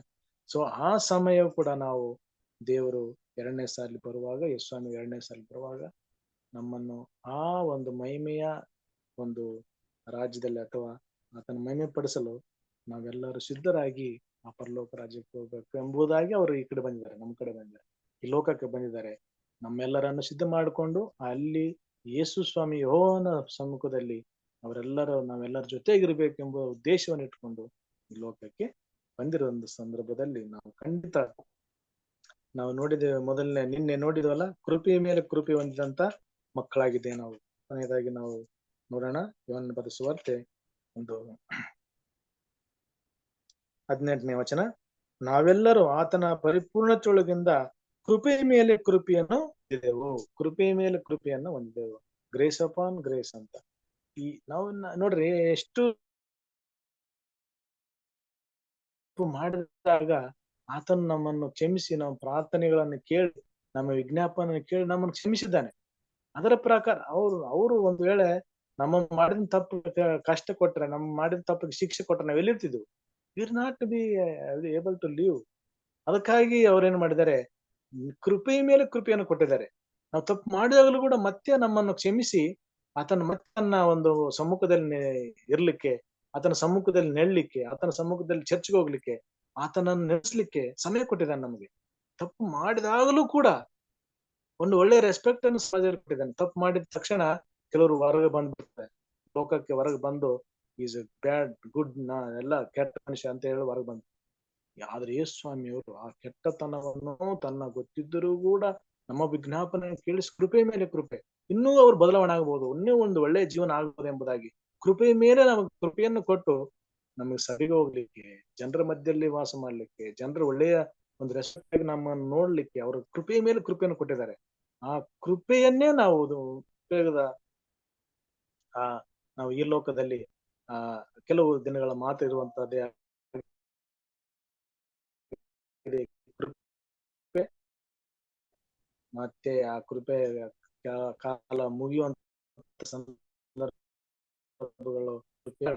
ಒಳ್ಳೆಯ ಜೀವನ ನಡೆಸೋಣ, ಆ ರಾಜ್ಯಕ್ಕೆ ನಾವು ಹೋಗೋಣ. ಆತನ 17ನೇ ಸಂಧಿ ದೇವರಿಗೆ ಬೇಡ್ಕೊಳ್ತಾನೆ, ಸ್ವಾಮಿ ನನ್ನ ಜೊತೆಯಲ್ಲಿ ಇವರಿದ್ದಾರೆ, ಇವರು ನನ್ನ ಜೊತೆಗೆ ಇರ್ಬೇಕು, ಅವ್ರು ನಾನು ಬರ್ಬೇಕು, ಅವರೆಲ್ಲ ನನ್ನ ವಿಜ್ಞಾಪನೆ ಮಾಡ್ತಾರೆ.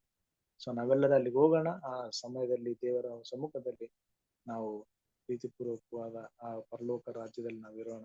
ಅದಕ್ಕಾಗಿ ಈ ಒಂದು ಯೋಹಾನನು ನಮಗೆ ಆದಿ ಕಾಲದಿಂದಲೇ ನಮ್ಮನ್ನು ತಿಳಿದು ಅದನ್ನು ತೆಗೆದುಕೊಂಡು ಬಂದಿದ್ದಾನೆ. ಈ ಒಂದು ಹಿಸ್ಟ್ರಿ, ಈ ಒಂದು ಪೂರ್ವ ಚರಿತ್ರೆಯನ್ನು ತೆಗೆದುಕೊಂಡು ನಮ್ಗೆ ಅರ್ಥಗರ್ಭಿತವಾದ ರೀತಿಯಲ್ಲಿ ನಮ್ಗೆ ತಿಳಿಸ್ಕೊಂಡಿದ್ದಾನೆ. ಇದನ್ನು ಬರೆದಂತ ವ್ಯಕ್ತಿಗಳಿಗೆ ನಾವು ನಿನ್ನೆ ಪ್ರಾರ್ಥನೆ ಮಾಡಿದೀವಿ. ಅವರು ಅದೆಷ್ಟು ಒಳ್ಳೆಯ ರೀತಿಯಲ್ಲಿ ಈ ಒಂದು ವಚನಗಳನ್ನು ಬರೆದಾರೆ ಎಂಬುದಾಗಿ ನೋಡುವಂತ ಇದಾಗಿ ನೋಡಿದಾಗ ಎಡ್ವರ್ಡ್ ಜಿಂಕ್ ಎಂಬುದಾಗಿ ಥಾಮಸ್ ಶೆಪರ್ಡ್ ಎಂಬ ಇಬ್ಬರು ಸೇರಿ ಈ ಒಂದು ತ್ರೈಮಾಸಿಕದ ಬರೆದಿದ್ದಾರೆ. ಅವರ ಸಲುವಾಗಿ ನಿನ್ನೆ ನಾವು ಪ್ರಾರ್ಥನೆ ಮಾಡಿದೀವಿ. ಅವ್ರಿಗೆ ಇನ್ನು ಹೆಚ್ಚಿನ ರೀತಿಯಲ್ಲಿ ಅವರು ದೇವರ ಒಂದು ಕೃಪೆಯಲ್ಲಿ ನಡೆಸಲಿ, ಇನ್ನು ಹೆಚ್ಚಿನ ರೀತಿಯಲ್ಲಿ ಪುಸ್ತಕಗಳನ್ನು ಬರೆದು ನಮ್ಮನ್ನು ಆ ಒಂದು ವಚನಗಳಲ್ಲಿ ಜ್ಞಾನವನ್ನು ತಿಳಿಲಿಕ್ಕೆ ಸಹಾಯ ಮಾಡಲಿ ಎಂಬುದಾಗಿ ಅವ್ರಿಗೂ ಸಲುವಾಗಿ ಪ್ರಾರ್ಥನೆ ಮಾಡೋಣ. ದೇವರು ಈ ವಾಕ್ಯಗಳನ್ನು ಆಶೀರ್ವಾದ ಮಾಡಲಿ. ವಂದನೆಗಳು ಎಲ್ಲರಿಗೂ. ನಮಸ್ಕಾರ. ಸಭಾಶಾಲೆಯ ಪಾಠವನ್ನ ಸವಿವರಾಗಿ ತಿಳಿಸಿಕೊಟ್ಟಂತಹ ಹಿರಿಯ ಬೋಧಕರಾದ ಜಾನ್ಸನ್ ಶರಣಪ್ಪರವರಿಗೆ ಹೃದಯಪೂರ್ವಕವಾದ ಧನ್ಯವಾದಗಳನ್ನು ಸಲ್ಲಿಸುವಂತೊಳಗಿದ್ದೇನೆ. ಈ ಒಂದು ಸಮಯದಲ್ಲಿ ಈ ದಿನದ ಪಾಠಕ್ಕೆ ಸಂಬಂಧಿಸಿದ ಹಾಗೆ ಯಾವುದಾದರೂ ಪ್ರಶ್ನೆಗಳಿರುವುದಾದರೆ ಅಥವಾ ನಿಮ್ಮ ಒಂದು ಅನಿಸಿಕೆಗಳು ಹಾಗೂ ನಿಮ್ಮ ಕೊಡುಗೆ ಇರುವುದಾದ್ರೆ ಮತ್ತೆ ಏನಾದ್ರೂ ಇನ್ನೂ ಹೆಚ್ಚಾಗಿ ಸೇರಿಸ್ಬೇಕಾಗಿತ್ತು, ಹೇಳ್ಬಹುದಾಗಿತ್ತು ಅನ್ನೋ ಒಂದು ವಿಷಯವಿರುವುದಾದ್ರೆ ನಮ್ಮೊಟ್ಟಿಗೆ ಹಂಚಿಕೊಳ್ಳಲು ತಮ್ಮೆಲ್ಲರನ್ನ ವಿನಂತಿಸ್ತೇನೆ. ಹಲೋ, ಗುಡ್ ಈವ್ನಿಂಗ್ ಮಾ. ಇಲ್ಲಿ ಒಂದು ಪ್ರಶ್ನೆ ಇದೆ ಬೋಧಕ್ರೆ. ಒಂದು ವೇಳೆ ಇಲ್ಲಿ ಇದೆ, ಕ್ರಿಸ್ತನ ಸಂಪೂರ್ಣ ದೈವಿಕತ್ವವು ಕ್ರೈಸ್ತ ಧರ್ಮಕ್ಕೆ ಯಾಕೆ ಬಹಳ ಪ್ರಾಮುಖ್ಯವಾಗಿದೆ? That's a question I just wanted to ask. ಅದೇ ಅಲ್ಲಿ ಫುಟ್ ನೋಟ್ ಅಲ್ಲಿ ಮತ್ತೆ ಹೇಳ್ತಾರೆ ಅವರು, what would we lose if Jesus were in any way a mere created being? Bring your answer to the class on Sabbath ಅಂತ ಹೇಳ್ತದೆ. So supposing if God, he was just a created being ಇದ್ರೆ ಏನಾಗ್ತಿತ್ತಂತ. ಈಗ Sharanappa sir ಹೇಳಿದ್ರು, in the beginning he said let there be light, there was light. So ಈ ತರ that means that shows that in the beginning there was a word and the word itself was God. So here he wants to prove that he was really God, and by his words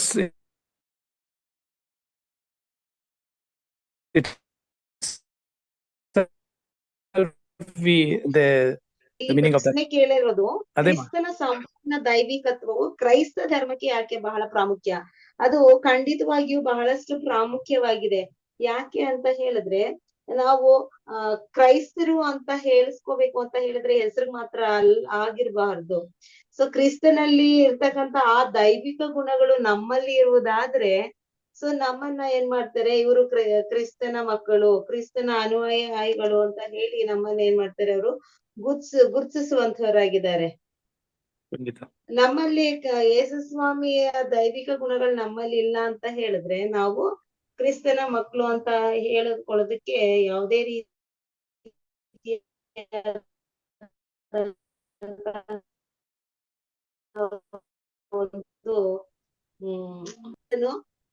ಆತನಲ್ಲಿ ಏನಿತ್ತು, ದೈವಿಕ ಒಂದು ಗುಣಗಳನ್ನು ಸಹ ಆತನಲ್ಲಿ ಇತ್ತು, ದೈವಿಕ ಶಕ್ತಿಯನ್ನು ಸಹ ಆತನಲ್ಲಿ ಇತ್ತು ಅನ್ನೋದನ್ನ ನಾವು ನೆನಪಿಗೆ ತಂದ್ಕೊಂಡು ನಾವು ಕ್ರಿಸ್ತನ ಮಕ್ಕಳು, ಕ್ರೈಸ್ತಿಯ ಗುಣಗಳು ನಮ್ಮಲ್ಲಿ ಇರ್ಬೇಕು.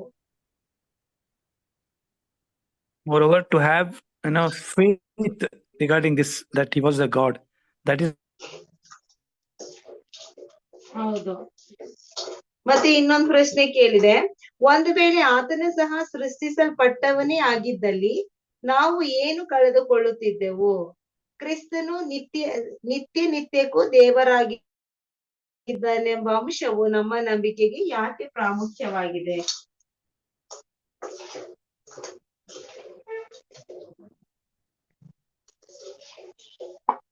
ಪಾಸ್ಟರ್ಸ್, ಎಲ್ಡರ್ಸ್ ಇದ್ದೀರಾ? ಅನುಭವಿಗಳಿದ್ದೀರಾ? ಸಿಸ್ಟರ್ ನೋಡಿ, ಇದರಲ್ಲಿ ನೀವು ಕೇಳಿರ್ತಕ್ಕಂಥ ಪ್ರಶ್ನೆ ಎಷ್ಟು ಇದಂದ್ರೆ, ನಮ್ಮ ಜೀವಿತದಲ್ಲಿ ಈಗ ದೇವ್ರು ಅಂತ ನಾವು ಏನ್ ಹೇಳ್ತೀವಿ, ಮನುಷ್ಯನಿಗೂ ಮತ್ತು ದೇವ್ರಿಗೂ ಜಗಾಂತರ ಅಂತರ ಇದೆ ಅದ್ರಲ್ಲಿ. ದೇವ್ರು ಅಂತ ಹೇಳ್ಬೇಕಾದ್ರೆ ಅದ್ರ ಬಹಳಷ್ಟು ಅಂತರ ಇದೆ. ಆ ಪದವಿಗೆ ಸೇರ್ಬೇಕಾದ್ರೆ ಸಾಮಾನ್ಯವಾಗಿರ್ತಕ್ಕಂಥವ್ರು ಸೇರ್ಲಿಕ್ಕೆ ಸಾಧ್ಯ ಇಲ್ಲ. ಒಂದು ಯುನೀಕ್ ಫೀಚರ್ ಆತನು ತನ್ನ ಆ ಫೀಚರ್ಸ್, ಯುನೀಕ್ ಫೀಚರ್ಸ್ ನ ತೋರಿಸ್ಲಿಕ್ಕೆ ಆತನು ಅನೇಕ, ಅದು ನಿಮ್ ಕೈಲಿ ಆಗಲ್ಲ, ನನ್ನ ಕೈಲಿ ಆಗ್ತದೆ, ಅದು ದೇವ್ರ ಕೈಲೇ ಆಗುತ್ತೆ, ದೇವರು ತಾನೇ ಮಾಡ್ತಾನೆ. ದೇವರನ್ನ ಪ್ರತಿಬಿಂಬಿಸ್ಲಿಕ್ಕೆ ಆತನು ಇಲ್ಲಿಗೆ ಬಂದನು, ಅದನ್ನ ನಾವು ಮರಿಕೂಡ್ದು. ಆತನೇ ದೇವರಾಗಿದ್ದನು, ಆದ್ರೂ ಕೂಡ ಇಲ್ಲಿ ಅದಕ್ಕೆ ತಾನೇ ಒಂದ್ ಮಾತನ್ನ ಸ್ವಾಮಿ ಹೇಳ್ತಾನೆ, ನನ್ನನ್ನು ನೋಡಿದವರು ನನ್ನ ತಂದೆಯನ್ನ ನೋಡಿದ್ದಾರೆ. ಸೊ ಅಂದ್ರೆ ನನ್ನಲ್ಲಿ ಏನ್ ಗುಣಗಳನ್ನ ಕಾಣ್ತಾ ಇದ್ರಿ, ನನ್ನ ತಂದೆಯ ಗುಣಗಳು ಕೂಡ ಅದೇ ರೀತಿಯಾಗಿದೆ ಅನ್ನೋ ಒಂದು ಮಾದರಿಯನ್ನ ಆತನು ಅಲ್ಲಿ ತೋರಿಸ್ಕೊಡ್ತಾನೆ. ಅದರಿಂದ so what makes us difference, ಈಗ ಸಾಮಾನ್ಯವಾಗಿ ಈಗ ನೀವು ಹೇಳಿದ್ರಿ, ಆ ಪ್ರಶ್ನೆ ಕೇಳಿದ್ರಿ ಏನಂತಂದ್ರೆ, ಸಾಮಾನ್ಯ ಮನುಷ್ಯನಾಗಿದ್ದ ಈ ವಾಸ್ ಕ್ರಿಯೇಟೆಡ್ ಬೀಯಿಂಗ್, ಆತನು ಸೃಷ್ಟಿಸಲ್ಪಟ್ಟಂತ ಒಬ್ಬ ವ್ಯಕ್ತಿ ಆಗಿದ್ರೆ ಅವ್ರಿಗೂ ನಮಗೂ ಏನು ವ್ಯತ್ಯಾಸ ಇರ್ತದೆ? ಏನು ವ್ಯತ್ಯಾಸ ಇರೋಲ್ಲ, ವಿ ಆರ್ ದ ಸೇಮ್, ಹೌದಲ್ರ? ಸೊ ಆ ಯುನೀಕ್ ಫೀಚರ್ಸ್ ಏನಪ್ಪಾ ಅಂತಂದ್ರೆ, ಈಗ ದೇವದೂತರಿಗೂ ನಮಗೂ, ದೇವದೂತರು ನಮಗಿಂತ ಸ್ವಲ್ಪ ಹೆಚ್ಚು ಕಡಿಮೆ, ಅವ್ರು ನಮ್ಗಿಂತ ಸ್ವಲ್ಪ ಮೇಲಿದ್ದಾರೆ ಅಷ್ಟೇ. They are also created beings, but they are also little superior than man. ಮನುಷ್ಯನಿಗೆ ಸ್ವಲ್ಪ ಆತನ ಏನಾಗಿದ್ದಾನೆ, ಹೆಚ್ಚು ಅರ್ಹತೆಯನ್ನ ಪಡ್ಕೊಂಡಿದ್ದಾರೆ. ಅದರಿಂದ ನೋಡಿ, ಇವತ್ತು ಅವರು ಅದೃಶ್ಯರು, ನಾವು ದೃಶ್ಯರು. ಅಂದ್ರೆ we cannot see them, we can see a man.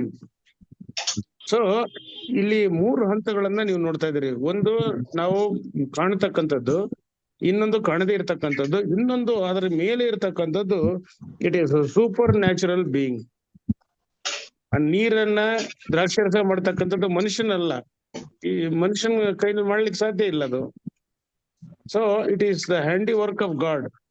ಆತನು ತನ್ನ ಸ್ವರದಿಂದ ಉಂಟು ಮಾಡಿದಾನಂದ್ರೆ ಲೆಕ್ಕ ಹಾಕ್ರಿ, ಎಷ್ಟು ಆ ಮಾತಿನಲ್ಲಿ ಎಷ್ಟು ಬಲ ಇದೆ, ಶಕ್ತಿ ಇದೆ, ಎಷ್ಟು ಅಧಿಕಾರ ಇದೆ ಅದರ ಮೇಲೆ. ಅದನ್ನೇ ತಾನೇ sister. Okay, thank you sister. Thank you pastor. Shivaraj pastor ಏನೋ ಹೇಳ್ಬೇಕು ಅಂತಿದ್ದಾರೆ. ಏನೋ ಇಲ್ಲ, ಅದು ಆಧ್ಯಾತ್ಮಿಕವಾಗಿ ಇರ್ತಕ್ಕಂಥ ಯಾಕೆ ಮಹತ್ವ ಕೊಡ್ಬೇಕು ಅಂತ ನೀವು ಒಂದು ಮೊದಲನೇ ಪ್ರಶ್ನೆ ಮಾಡಿದಿರಲ್ಲ. ಹೌದು. 2 ಕೊರಿಂಥ 4:18 ವಾಕ್ಯ ಓದ್ರಿ ಅಂತ ನಾನು ಕೇಳ್ತೇನೆ.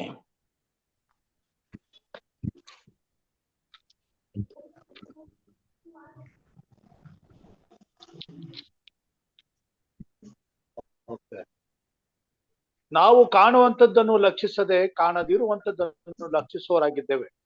ಕಾಣುವಂಥದ್ದು ಸ್ವಲ್ಪ ಕಾಲ ಮಾತ್ರ ಇರುವುದು, ಕಾಣದಿರುವಂಥದ್ದು ಸದಾ ಕಾಲವೂ ಇರುವುದು. ಅದಕ್ಕೆ ಆಧ್ಯಾತ್ಮಿಕವಾಗಿರ್ತಕ್ಕಂಥದ್ದು, ಆತ್ಮಿಕವಾಗಿರ್ತಕ್ಕಂಥದ್ದು, ಶಾಶ್ವತವಾಗಿರ್ತಕ್ಕಂಥದ್ದಿದೆ. ಅದಕ್ಕಾಗಿ ನಾವು ಇಲ್ಲಿ ಮಹತ್ವವನ್ನು ಕೊಡತಕ್ಕಂಥದ್ದಾಗಿದೆ ಎಂಬುದಾಗಿ ತಿಳಿತಕ್ಕಂಥದ್ದಾಗಿದೆ. ಈ ಶರೀರ ಒಂದು ದಿವಸ ಕಳಚಿ ಹೋಗುತ್ತದೆ ಅಂತ 5ನೇ ಅಧ್ಯಾಯದಲ್ಲಿ 1ನೇ ವಚನದಿಂದ 5ನೇ ವಚನದವರೆಗೆ ನೋಡ್ತೇವೆ. ನೋಡ್ರಿ, ಪರಲೋಕದ ಗುಡಾರವನ್ನು ಈ ಗುಡಾರದ ಮೇಲೆ ಧರಿಸಿಕೊಳ್ಳಬೇಕೆಂಬುದಾಗಿ ಅದು ಶಾಶ್ವತವಾಗಿರತಕ್ಕಂಥದ್ದಾಗಿದೆ. ಈ ಗುಡಾರವನ್ನು ತಾತ್ಕಾಲಿಕವಾಗಿ ಇರತಕ್ಕಂಥದ್ದು, ಮೂಗಿನಿಂದ ಶ್ವಾಸೋಚ್ಛ್ವಾಸ ಬಿಡುವ ತನಕ ಈ ಗುಡಾರ ಇರ್ತದೆ. ಅದರ ನಂತರ ಇದು ಲಯವಾಗಿ ಹೋಗುತ್ತದೆ. ಆದರೆ ನೀತಿವಂತರು ಕ್ರಿಸ್ತನ 2ನೇ ಬರೋಣದಲ್ಲಿ ಸತ್ತಿರತಕ್ಕಂಥವ್ರು, ನಿದ್ರೆ ಹೋಗಿರತಕ್ಕಂಥವ್ರ ಮೇಲೆ ಪರಲೋಕದ ಗುಡಾರವನ್ನು ಇಳಿದು ಅವರು ರೂಪಾಂತರ ಹೊಂದುತ್ತಾರೆ.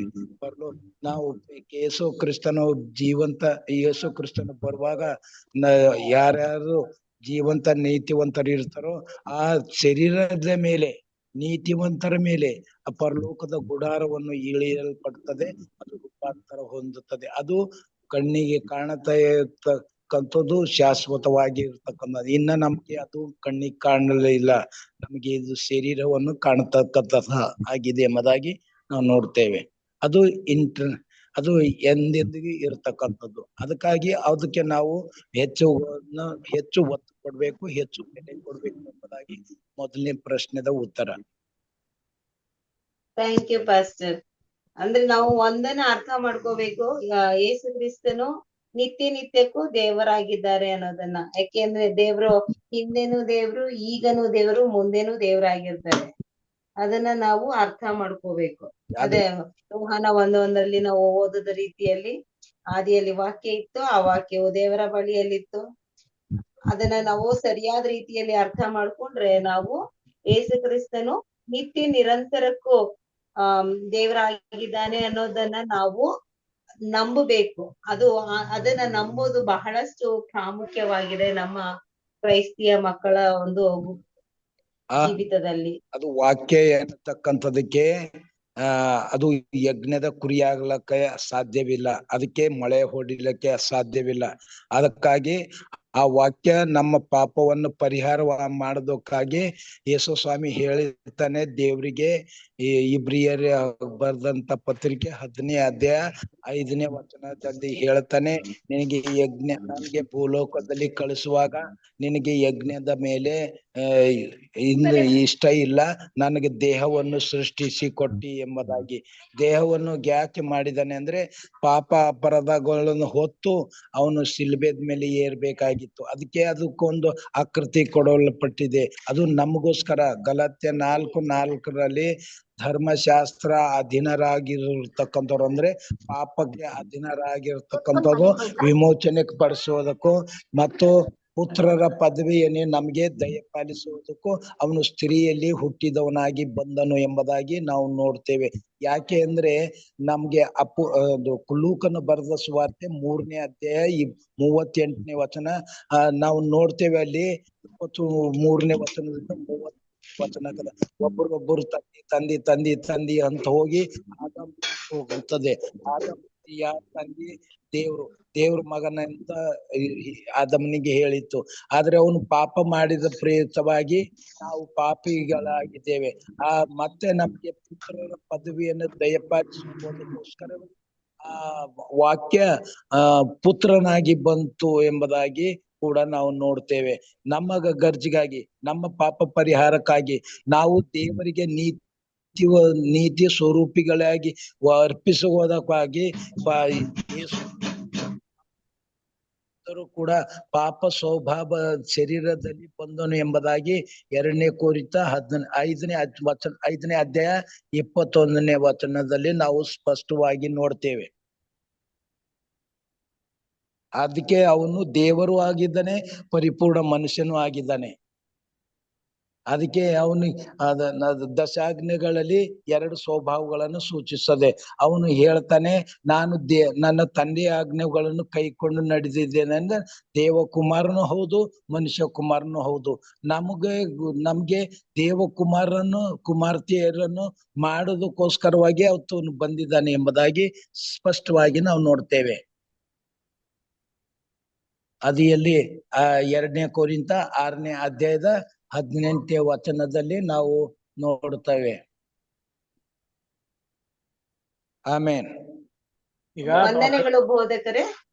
ಫರಿಸಾಯರು, ಸದ್ದುಕಾಯರು ಇವರೆಲ್ಲರೂ ಯೇಸು ಸ್ವಾಮಿಯು ದೇವರಲ್ಲ, ಅವರು ಒಬ್ಬ ಮನುಷ್ಯ, ನಜರೇತ್ನಲ್ಲಿ ನಮ್ಮ ಮಧ್ಯದಲ್ಲಿ ಓಡಾಡ್ತಿದ್ದಾನೆ, ಅವ್ರ ಅಣ್ಣ ತಮ್ಮಂದಿರಿದ್ದಾರೆ, ಅವ್ರ ಕಂಪ್ಲೇಂಟ್ ಕೆಲಸ ಮಾಡ್ತಿದ್ದಾನೆ. ಇವೆಲ್ಲವನ್ನು ನೋಡುವಂತ ಸಂದರ್ಭದಲ್ಲಿ ಈತನು ನಮ್ ತರ ಒಬ್ಬ ಸೃಷ್ಟಿಯಾಗಿದ್ದಾನೆ ಎಂಬುದಾಗಿ ತಿಳ್ಕೊಂಡಿದ್ರು. ಅದಕ್ಕಾಗಿ ಯೋಹಾನನು ಬರಿತಾನೆ, ಈ ಒಂದು ವಿಚಾರಗಳು ನಾವು ಇಷ್ಟು ವಚನಗಳನ್ನು ನೋಡಿದೇವಲ್ಲ, ಆತನು ಬಿಗಿನಿಂಗ್, ಸೃಷ್ಟಿಗಿಂತ ಮೊದಲೇ ಇದ್ದಾನೆ ಎಂಬುದು ನೋಡ್ತೇವೆ. Creation begin, Jesus was there ಅಂತ. Jesus was there. ಈ ಕ್ರಿಯೇಷನ್ ಮಾಡ್ಕಂತ ಮೊದಲನೇ ಯೇಸು ಸ್ವಾಮಿ ಅಲ್ಲಿದ್ದರು. ಆತನಿಲ್ಲದ ಒಂದು ಉತ್ಪತ್ತಿ ಆಗ್ಲಿಲ್ಲ ಎಂಬುದಾಗಿ ನೋಡುತ್ತೆ. ಅದಕ್ಕಾಗಿ ಆತನ ನಾಟ್ ಎ ಕ್ರಿಯೇಟೆಡ್ ಬೀಯಿಂಗ್, ಅವರು ಕ್ರಿಯೇಷನ್ಗೆ ಅವರು ಓನರ್ ಆಗಿದ್ದಾರೆ ಎಂಬುದಾಗಿ ಯೋಹಾನನು ಆ ಜನರಿಗೆ ತಿಳಿಸ್ಲಿಕ್ಕೆ ಅಥವಾ ನಮಗೂ ತಿಳಿಸ್ಲಿಕ್ಕೆ ಈ ಒಂದು ಪತ್ರವನ್ನು ನಮಗೆ, ಆ ಗಾಸ್ಪಲ್ ಅನ್ನು ನಮಗೆ ಬರೆದಿದ್ದಾನೆ. ಸೊ ಅದಕ್ಕಾಗಿ ಕ್ರಿಯೇಷನ್ಕ್ಕಿಂತ ಮೊದಲನೇ ಯೇಸು ಸ್ವಾಮಿ ಅವರು ಇದ್ರು ಎಂಬುದಾಗಿ ನಾವು ತಿಳ್ಕೊಂಡು, is not A created being, is creator, is creator. ಎಲ್ಲ ಚರ್ಚೆಯಲ್ಲಿ ಭಾಗವಹಿಸಿದ ಬೋಧಕರುಗಳಿಗೆ ವಂದನೆಗಳನ್ನ ಸಲ್ಲಿಸುವಂತೊಳಗಿದ್ದೇನೆ. ಈಗ ಪ್ರಾರ್ಥನೆಯ ಸಮಯ.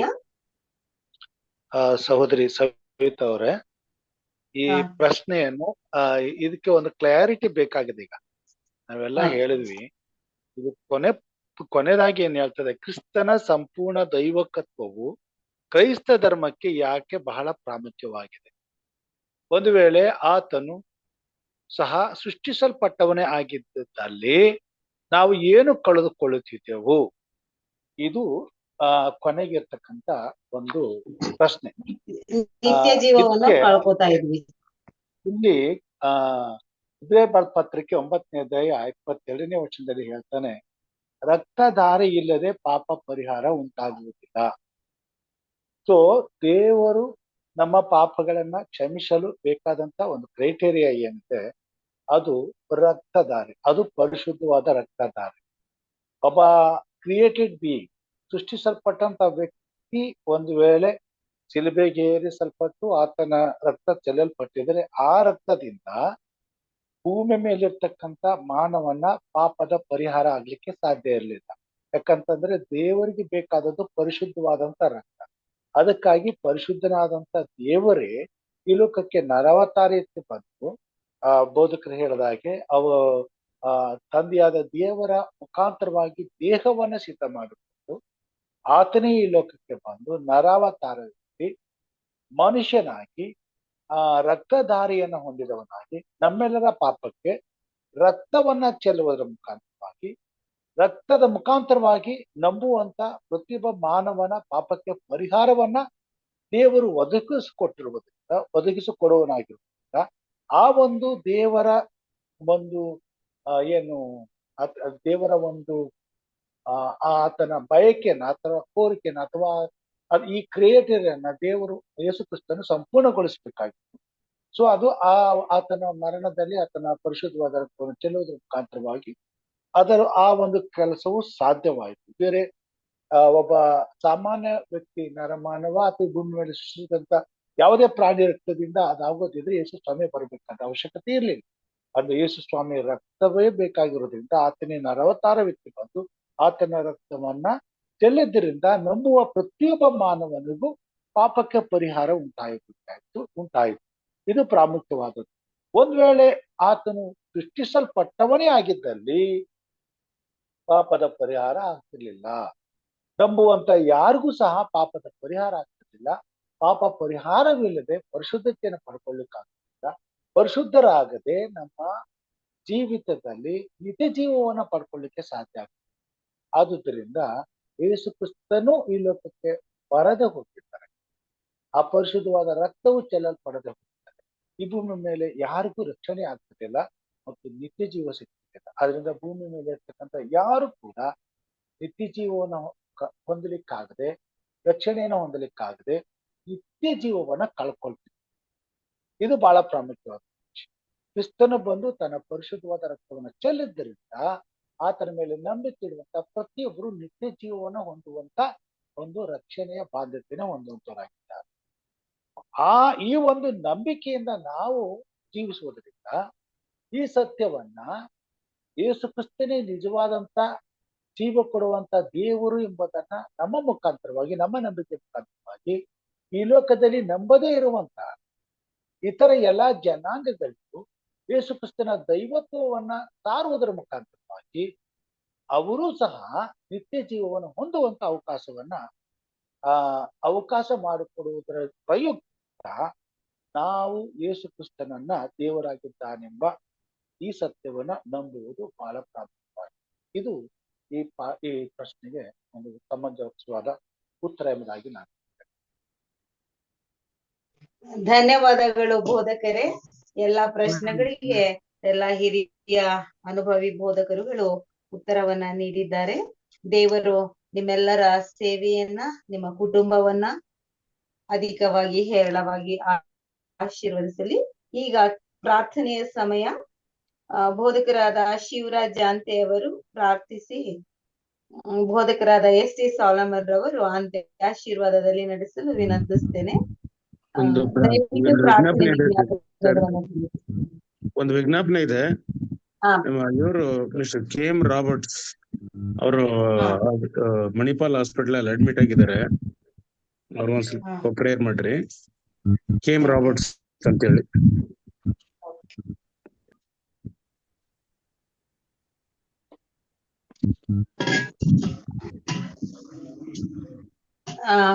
ಹಿರಿಕರಾದ ಡಿ ಸಾಮಲರ್ ಅವರು ಹಾಗೂ ಸಾಹುಕಯ್ಯ ಅವರು ಇಬ್ಬರಿಗೂ ಹಾರ್ಟ್ ಅಟ್ಯಾಕ್ ಆಗಿದೆ.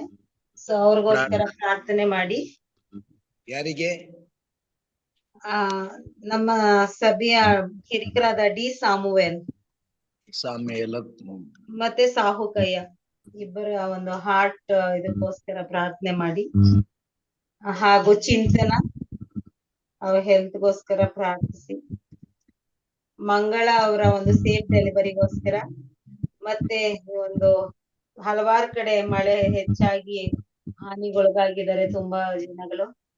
ಮತ್ತೆ ಟ್ರೈನ್ ಆಕ್ಸಿಡೆಂಟ್ ಇಂದ ತುಂಬಾ ಕುಟುಂಬಗಳು ಗಾಯವಾಗಿದ್ದಾರೆ. ಪ್ರಾರ್ಥನೆ ಮತ್ತೆ ನಮ್ಮ ಒಂದು ಕುಟುಂಬಕ್ಕೋಸ್ಕರ ಎಚ್ಚರವಾಗಿದ್ದು ಪ್ರಾರ್ಥಿಸು ಕುಟುಂಬ, ಅನುದಿನ ಮನ್ನಾ ಕುಟುಂಬ ಹಾಗೂ ಸಭಾಶಾಲೆಯ ಕುಟುಂಬಕ್ಕೋಸ್ಕರ ಪ್ರಾರ್ಥಿಸಿ. ನಮ್ಮನ್ನು ಬಹಳವಾಗಿ ಪ್ರೀತಿಸ್ತಕ್ಕಂತ ನಮ್ಮ ಪ್ರೀತಿಯುಳ್ಳ ತಂದೆಯಾದ ದೇವರೇ, ನಾಮಕ್ಕೆ ಸ್ತೋತ್ರವಾಗಲಿ. ಈ ಹೊತ್ತಿನವರೆಗೂ ಕರ್ತನಾದ ದೇವರೇ, ನಿನ್ನ ಮಕ್ಕಳಾದ ನಮ್ಮನ್ನು ಕರುಣಿಸಿ ಕಾಪಾಡಿ ಜೀವಂತರ ಸಂಖ್ಯೆಯಲ್ಲಿ ಇಡುವುದು ಮಾತ್ರವಲ್ಲದೇನೆ ನಿನ್ನ ದೈವಿಕ ವಾಕ್ಯ ಅಂದ್ರೆ ಸಬ್ಬತ್ತ ಪಾಠ ಶಾಲೆಯಲ್ಲಿ ಹುದುಗಿರತಕ್ಕಂಥದ್ದನ್ನು ನಾವು ತಿಳ್ಕೊಳ್ಳೋ ಹಾಗೆ ನಮಗೆ ವಿಶೇಷವಾಗಿ ನಮಗೆ ಸಂದೇಶವನ್ನು ಕೊಟ್ಟಿರ್ತಕ್ಕಂಥ ಜಾನ್ಸನ್ ಅವರಿಗೆ, ಬ್ರದರ್ ಜಾನ್ಸನ್ ಅವರಿಗಾಗಿ ಮತ್ತು ಇದು ಪಾಸ್ಟರ್ ಹಾಗೂ ಪ್ರಾರ್ಥನೆ ಮಾಡಿರುವುದರೊಂದಿಗೂ ಮತ್ತು ಇದಕ್ಕೆ ಸಹಾಯಕರಾಗಿ ಇರತಕ್ಕಂಥ ಸಹೋದರಿಯರೊಂದಿಗೂ ಮತ್ತು ನಮ್ಮ ಆತ್ಮೀಯ ಸಹೋದರ ಸಹೋದರಿಯರು ಇದರಲ್ಲಿ ಭಾಗವಹಿಸಿರುವವರೊಂದಿಗೂ ಯೇಸು ಸ್ವಾಮಿ ವಿಶೇಷವಾಗಿ ಆಶೀರ್ವಾದ ಕಾಪಾಡಿದೆ ಎಂಬುದಾಗಿ ಪ್ರಾರ್ಥನೆ ಎನ್ನಿಸುತ್ತಿದ್ದೇವೆ ಸ್ವಾಮಿ. ಮತ್ತು ಸಾಮೇಲರಾಗಿ ನಾವು ವಿಜ್ಞಾಪನೆ ಕೊಟ್ಟಿದ್ದಾರೆ ಸ್ವಾಮಿ. ಸಾಮೇಲರಾಗಿ ಮತ್ತು ರಾಬರ್ಟ್ ಆಗಿ ಎಂಬುದಾಗಿ ಇವರಿಗೆ ಏನೇನು ಪ್ರಾಬ್ಲಮ್ ಇದೆ, ಏನು ಕುಂದು ಕೊರತೆ ಇದೆ, ಏನು ಏರುಪೇರು ಇದೆ, ಏನು ಶಾರೀರಿಕವಾಗಿರ್ಲಿ, ಮಾನಸಿಕವಾಗಿರ್ಲಿ ಮತ್ತು ಆತ್ಮಿಕವಾಗಿರ್ಲಿ, ಏನೇ ಇರ್ಲಿ ಕರ್ತನಾದ ದೇವ್ರೆ, ನಿನ್ನ ಪವಿತ್ರ ಗಾಯವುಳ್ಳ ಹಸ್ತದಿಂದ ಅವರನ್ನು ಸ್ಪರ್ಶಿಸು, ಅವರನ್ನು ಮುಟ್ಟು ಅವರಿಗೆ ಸ್ವಸ್ಥ ಮಾಡು ಕರ್ತನಾದ ದೇವ್ರೆ. ನಮಗೆ ಸ್ವಾಮಿ ಚೆನ್ನಾಗಿ ಆರೋಗ್ಯವಂತರಾಗಿ ಮಾಡಿದ್ದಾನೆ ಎಂಬುದಾಗಿ, ನಮಗೆ ನಮ್ಮ ಕೊರತೆಗಳನ್ನು ನೀಗಿಸದಾನೆ ಎಂಬುದಾಗಿ ಅವರು ಸಾಕ್ಷಿ ಹೇಳುವಂತೆ ಸಹಾಯ ಮಾಡು ಸ್ವಾಮಿ. ಅವರ ಸಾಕ್ಷಿಗಳಿಂದ ಇನ್ನೂ ಅನೇಕ ಆತ್ಮ ಬೆಳಕಿನ ಮಾರ್ಗಕ್ಕೂ, ಜೀವದ ಮಾರ್ಗಕ್ಕೂ, ಆಶೀರ್ವಾದ ಮಾರ್ಗಕ್ಕೂ, ಸತ್ಯದ ಮಾರ್ಗಕ್ಕೂ ಬರುವ ಹಾಗೆ ನೀನು ಸಹಾಯ ಮಾಡ್ಬೇಕೆಂಬುದಾಗಿ ಬೇಡ್ತಕ್ಕಂತರಾಗಿದ್ದೇವೆ ಕರ್ತನೆ. ಅನೇಕ ಕಡೆಗಳಲ್ಲಿ ಅತಿವೃಷ್ಟಿ ಆಗ್ತಾ ಇದೆ, ಅದರಿಂದ ಬಹಳ ಜನರಿಗೆ ಹಾನಿ ತೊಂದರೆಗೆ ಈಡಾಗಿದ್ದಾರೆ ಕರ್ತನಾದ ದೇವ್ರೆ. ತಂದೆಯಾದ ದೇವ್ರೆ, ಮಳೆ ಬರುವಾಗ ಮುಗಿಲು ಬಿಲ್ಲು ನೋಡಿದಾಗೆ ಒಂದು ಸಾರಿ ಜಲಪ್ರಳಯವಾಗಿತ್ತು ಎಂಬುದಾಗಿ ನೆನೆಸಿರಿ ಎಂಬುದಾಗಿ ಹೇಳಿದೆ ಕರ್ತನಾದರೆ, ಅಂತ್ಯ ಕಾಲದಲ್ಲಿ ಇದು ಸೂಚನೆ ಕೂಡ ಇದೆ. ಮಳೆ ಬಿದ್ದರೂ ಕೂಡ ಮೋಡ ಇನ್ನು ಹರಿದಾಡುತ್ತದೆ ಎಂಬುದಾಗಿ ಪ್ರಸಂಗಿ ಹೇಳುತ್ತಾರೆ ಸ್ವಾಮಿ. ಅದಕ್ಕಾಗಿ ಕರ್ತನಾದ ದೇವರೇ, ನಾವು ಇನ್ನು ಹಿಂದೆ ಬಿಡಲ್ಪಟ್ಟಿದ್ದವರಾಗಿದ್ದರೆ ಅಥವಾ ನಿನ್ನನ್ನು ತಿಳಿಯದಂತ ಇನ್ನು ಅನೇಕ ಮಂದಿಗಳಿಗಾಗಿ ನಾವು ಪ್ರಾರ್ಥನೆ ಮಾಡತಕ್ಕಂದರಾಗಿದೆ. ಯಾಕೆಂದ್ರೆ ಕರ್ತನಾದ ದೇವ್ರೆ, ಶಿಷ್ಯರ ಮಧ್ಯದಲ್ಲಿ ನೀನು ಇದ್ದು ಈ ಹಟ್ಟಿಗೆ ಇನ್ನು ಬೇರೆ ಕುಡಿಗಳು ನನಗೆ ಅವೇ ಈ ಹಟ್ಟಿಗೆ ಸೇರಿಸಬೇಕು, ಆಗ ಒಂದೇ ಕುರಿ ಹಿಂಡು ಆಗುವುದು, ಒಬ್ಬನೇ ಕುರುಬನು ಇರುವುದು ಎಂಬುದಾಗಿ ಹೇಳಿದೆ. ಆದಷ್ಟು ಬೇಗನೆ ಕರ್ತನಾದ ದೇವ್ರೆ, ನಮ್ಮ ಎಲ್ಲರ ಪ್ರಾರ್ಥನೆಯನ್ನು ಕೇಳು, ನಮ್ಮ ಪ್ರಾರ್ಥನೆಗೆ ಕಿವಿಗೊಡು, ನಮ್ಮ ಪ್ರಾರ್ಥನೆಗೆ ಉತ್ತರ ಕೊಡು ಸ್ವಾಮಿ. ನೀನೇ ಹೇಳಿದಿ ಸ್ವಾಮಿ, ಯಾರ್ಯಾರು ಪ್ರಾರ್ಥನೆಯಲ್ಲಿ ನನ್ನನ್ನು ನೆನೆಸಿಕೊಳ್ಳುತ್ತಾರೋ ಮತ್ತು ಪ್ರಾರ್ಥನೆಯಲ್ಲಿ ಏನು ಹೊಂದುತ್ತೇವೆ ಎಂಬುದಾಗಿ ನಂಬಿರ್ತಾರೋ, ನಿಮ್ಮ ನಂಬಿಕೆ ಹಾಗೆ ಆಗಲಿ ಎಂಬುದಾಗಿ ನೀನು ಆ ಧೈರ್ಯವನ್ನು ಕೊಟ್ಟು ದಯಪಾಲಿಸಿ ಸ್ವಾಮಿ. ನಿನಗೆ ಸ್ತೋತ್ರವಾಗಲಿ ಕರ್ತನಾದ ದೇವ್ರೆ. ಕರ್ತನಾದ ದೇವ್ರೆ, ಈಗ ನಾವು ಇದು ದೈವ ಸಂದೇಶದ ಸಮಯ ಮತ್ತು ಪ್ರಾರ್ಥನೆ ಸಮಯವನ್ನು ಎಲ್ಲ ರೀತಿಯಿಂದ ಮುಗಿಸಿಕೊಂಡು ನಾವು ಹಾಸಿಗೆ ಮೇಲೆ ಹೋಗುವಾಗ ಸ್ವಾಮಿ, ನೀನು ಎಡಕ್ಕೂ ಬಲಕ್ಕೂ ದೇವದೂತನನ್ನು ಕಾವಲಿಸು, ತೂಕಡಿದ ಹಾಗೆ ನಮ್ಮನ್ನು ಕಾವಲಿರಿಸುವಂತೆ ಸಹಾಯ ಮಾಡು. ಮತ್ತು ದುರಾತ್ಮನ ಶೋಧನೆಗಳಿಂದಲೂ ಕಳ್ಳಕಾಕರ ಭಯಭೀತಿಗಳಿಂದಲೂ ಮತ್ತು ಕರ್ತನಾದರೆ ಹುಳು ಹುಪ್ಪಳಿಗಳ ಕಾಟದಿಂದಲೂ ವೈರಸ್ಸಿನ ಹಾವಳಿಯಿಂದಲೂ ಮತ್ತು ಅತಿವೃಷ್ಟಿಯಿಂದಲೂ ನಾನಾ ರೀತಿಯ ಈ ಲೋಕದ ವಿಕೋಪದಿಂದಲೂ ತಪ್ಪಿಸಿ ರಕ್ಷಿಸು, ಕರುಣಿಸು, ಕಾಪಾಡು. ನಮ್ಗೆ ಸುಖವಾದ ನಿದ್ರೆಯನ್ನು ಕೊಟ್ಟು ದಯಪಾಲಿಸಿ ತಿರುಗಿ ನಾವು ಹೊಸ ಬೆಳಕನ್ನು ನಾಳೆ ಹೊತ್ತಿನಲ್ಲಿ ನೋಡುವಂತೆ ನೀನು ಸಹಾಯ ಮಾಡು. ಅದರ ಮತ್ತೆ ಕರ್ತನಾದರೆ ಈ ಕಾರ್ಯಕ್ರಮ ನಿರಂತರವಾಗಿಯೂ ಮತ್ತು ಕರ್ತನಾದ ದೇವರೇ ಅನುದಿನದ ಮನ್ನ ಮತ್ತು ಎಚ್ಚರವಾಗಿದ್ದು ಪ್ರಾರ್ಥಿಸಿ ಎಂಬತಕ್ಕಂತ ಕಾರ್ಯಕ್ರಮಗಳು ಇವು ಆಧ್ಯಾತ್ಮಿಕವಾಗಿವೆ. ಕರ್ತನಾದ ದೇವರೇ, ಇವು ಆಯೋಜಿಸಿಕೊಂಡು ಹೋಗತಕ್ಕಂಥರೊಂದಿಗೂ ಭಾಗವಹಿಸತಕ್ಕಂಥರೊಂದಿಗೂ ಮತ್ತು ಕರ್ತನಾದ ದೇವರೇ ಈ ವಾಕ್ಯವನ್ನು ಹೇಳತಕ್ಕಂಥರೊಂದಿಗೂ ಇರು. ಕರ್ತನಾದರೆ ನಿರಂತರಕ್ಕೂ ಇದು ಮುಂದೆ ಬರುವಂತೆ ನೀನು ನಿನ್ನ ಆತ್ಮನಿಂದ ತುಂಬಿಸಿ ಆತ್ಮನು ಸಹಾಯ ಕೊಟ್ಟು ದಯಪಾಲಿಸಿ ನಡೆಸಬೇಕೆಂಬುದಾಗಿ ಪ್ರಭು, ಗುರು, ರಕ್ಷಕನು, ಒಡೆಯನು ಆಗಿರ್ತಕ್ಕಂಥ ನಮ್ಮ ನಜರೇತಿನ ಯೇಸು ಸ್ವಾಮಿ ಅವರ ಹೆಸರಿನಲ್ಲಿ ಪರಲೋಕದಲ್ಲಿ ಇರತಕ್ಕಂಥ ಯೆಹೋವ ತಂದೆಯಾದ ದೇವರಲ್ಲಿ ಬೇಡಿಕೊಳ್ಳುತ್ತೇವೆ. ಆಮೇನ್. ಕರ್ತನ ಪ್ರಾರ್ಥನೆಯನ್ನ ಮಾಡೋಣ. ಪರಲೋಕದಲ್ಲಿ ಇರುವ ನಮ್ಮ ತಂದೆಯೇ, ನಿನ್ನ ನಾಮವು ಪರಿಶುದ್ಧ ಎಣಿಸಲ್ಪಡಲಿ, ನಿನ್ನ ರಾಜ್ಯವು ಬರಲಿ, ನಿನ್ನ ಚಿತ್ತವು ಪರಲೋಕದಲ್ಲಿ ನೆರವೇರ ಪ್ರಕಾರ ಭೂಲೋಕದಲ್ಲಿ ನೆರವೇರಲಿ. ನಮ್ಮ ಅನುದಿನದ ಆಹಾರವನ್ನ ಇವತ್ತು ದಯಪಾಲಿಸಿಕೊಡು. ನಮಗೆ ತಪ್ಪು ಮಾಡುವವರನ್ನ ನಾವು ಕ್ಷಮಿಸುವ ಹಾಗೆ ನಮ್ಮ ತಪ್ಪುಗಳನ್ನು ಕ್ಷಮಿಸ್ರಿ. ನಮ್ಮನ್ನು ಶೋಧನೆಯೊಳಗೆ ಸೇರಿಸದೆ ಕೇಡಿನಿಂದ ತಪ್ಪಿಸು. ಯಾಕಂದ್ರೆ ರಾಜ್ಯವು, ಬಲವು, ಮಹಿಮೆ ಸದಾ ಕಾಲವು ನಿಮ್ಮದೇ ಸ್ವಾಮಿ. ಆಮೆನ್. ಕರ್ತನ ಆಶೀರ್ವಾದವನ್ನು ಹೊಂದಿಕೊಳ್ಳೋಣ. ಈಗ ನಮ್ಮ ಕರ್ತನಾದ ಯೇಸು ಕ್ರಿಸ್ತನ ಕೃಪೆಯು, ತಂದೆಯಾದ ದೇವರ ಪ್ರೀತಿಯು, ಪವಿತ್ರಾತ್ಮನ ಅನ್ಯೋನ್ಯತೆ, ಐಕ್ಯತೆ, ಶಾಂತಿಯು, ಸಮಾಧಾನವು ಈ ಮಾಧ್ಯಮದಲ್ಲಿ ಕೂಡಿ ಬಂದಿರುವಂತಹ ಪ್ರತಿಯೊಬ್ಬರಿನ ಮಕ್ಕಳ ಮೇಲೆಯೂ ಹಾಗೂ ಸ್ವಾಮಿಯಿಂದ ವಾಕ್ಯವನ್ನ ಹಂಚಿಕೊಟ್ಟಿರತಕ್ಕಂತ ನಮ್ಮ ಪ್ರಿಯರಾದಂತ ಶರಣಪ್ಪ ಅವರ ಮೇಲೆಯೂ ಹಾಗೂ ಪ್ರತಿಯೊಂದು ವಿಜ್ಞಾಪನೆಗಳ ಮೇಲೆಯೂ ನಿರೂಪಿಸುವಂತ ಪ್ರಿಯ ಸಹೋದರಿ ಸವಿತಾ ಮ್ಯಾಥ್ಯೂ ಅವರ ಮೇಲೆಯೂ ಹಾಗೂ ಕೂಟವನ್ನ ಮುಂಜಾನೆ ಹಾಗೂ ಸಂಜೆ ಆಯೋಜಿಸತಕ್ಕಂಥ ಬೋಧಕರಾಂತ ಯಮರಾಜರವರ ಮೇಲೆಯೂ ನಿನ್ನ ವಿಶೇಷವಾದಂತಹ ಆಶೀರ್ವಾದ ಇಂದು ಎಂದೆಂದು ನಿತ್ಯ ನಿರಂತರಕ್ಕೂ ನಮ್ಮೆಲ್ಲರ ಮೇಲೆ ನೆಲೆಯಾಗಲಿ ಸ್ವಾಮಿ. ಆಮೆನ್. ಈ ದಿನದ ಸಭಾಶಾಲೆಯ ಪಾಠವನ್ನ ಸವಿವರಾಗಿ ತಿಳಿಸಿಕೊಟ್ಟಂತ ಬೋಧಕರಾದ ಜಾನ್ಸನ್ ಶರಪ್ಪ ಅವರಿಗೆ ಹೃದಯಪೂರ್ವಕ ಧನ್ಯವಾದಗಳು. ನಿನ್ನೆ ಹಾಗೂ ಈ ದಿನ 2 ದಿನವೂ ಸಹ ಬಹಳಷ್ಟು ಅರ್ಥಗರ್ಭಿತವಾಗಿ ಆಳವಾಗಿ ಈ ಒಂದು ಸಭಾಶಾಲೆಯ ಪಾಠವನ್ನ ಕಲಿಸಿಕೊಟ್ಟಿದ್ದೀರಿ ಬೋಧಕರೇ. ನಿಮಗೆ ಹೃದಯಪೂರ್ವಕವಾದ ಧನ್ಯವಾದಗಳನ್ನ ನಮ್ಮ ಕನ್ನಡ ಅಂತಾರಾಷ್ಟ್ರೀಯ ಸಭಾಶಾಲೆಯ ಕುಟುಂಬದ ಮೂಲಕ ತಿಳಿಸುವಂತವಳಾಗಿದ್ದೇನೆ. ವಿಶೇಷ ಗೀತೆಯನ್ನು ಹಾಡಿದ ಸಹೋದರ ಡೇವಿಡ್ ರವರಿಗೂ ಹೃದಯಪೂರ್ವಕ ವಂದನೆಗಳನ್ನ ಸಲ್ಲಿಸ್ತೇನೆ. ಹಾಗೂ ಪ್ರಾರಂಭದ ಪ್ರಾರ್ಥನೆಯನ್ನ ಮಾಡಿದಂತಹ ಹಿರಿಕರಾದ ಪ್ರೇಮ್ನಾಥ್ ಕೋಲ್ಕರ್ ಅವರಿಗೂ, ಬೋಧಕರಾದ ಶಿವರಾಜ್ ಜಾಂತೆ ಅವರಿಗೂ ಹಾಗೂ ಬೋಧಕರಾದ ಎಸ್.ಟಿ. ಸಾಲಮನ್ ರವರಿಗೂ ಹೃದಯಪೂರ್ವಕವಾದ ಧನ್ಯವಾದಗಳನ್ನ ನಾನು ಸಲ್ಲಿಸುವಂತವರಾಗಿದ್ದೇನೆ.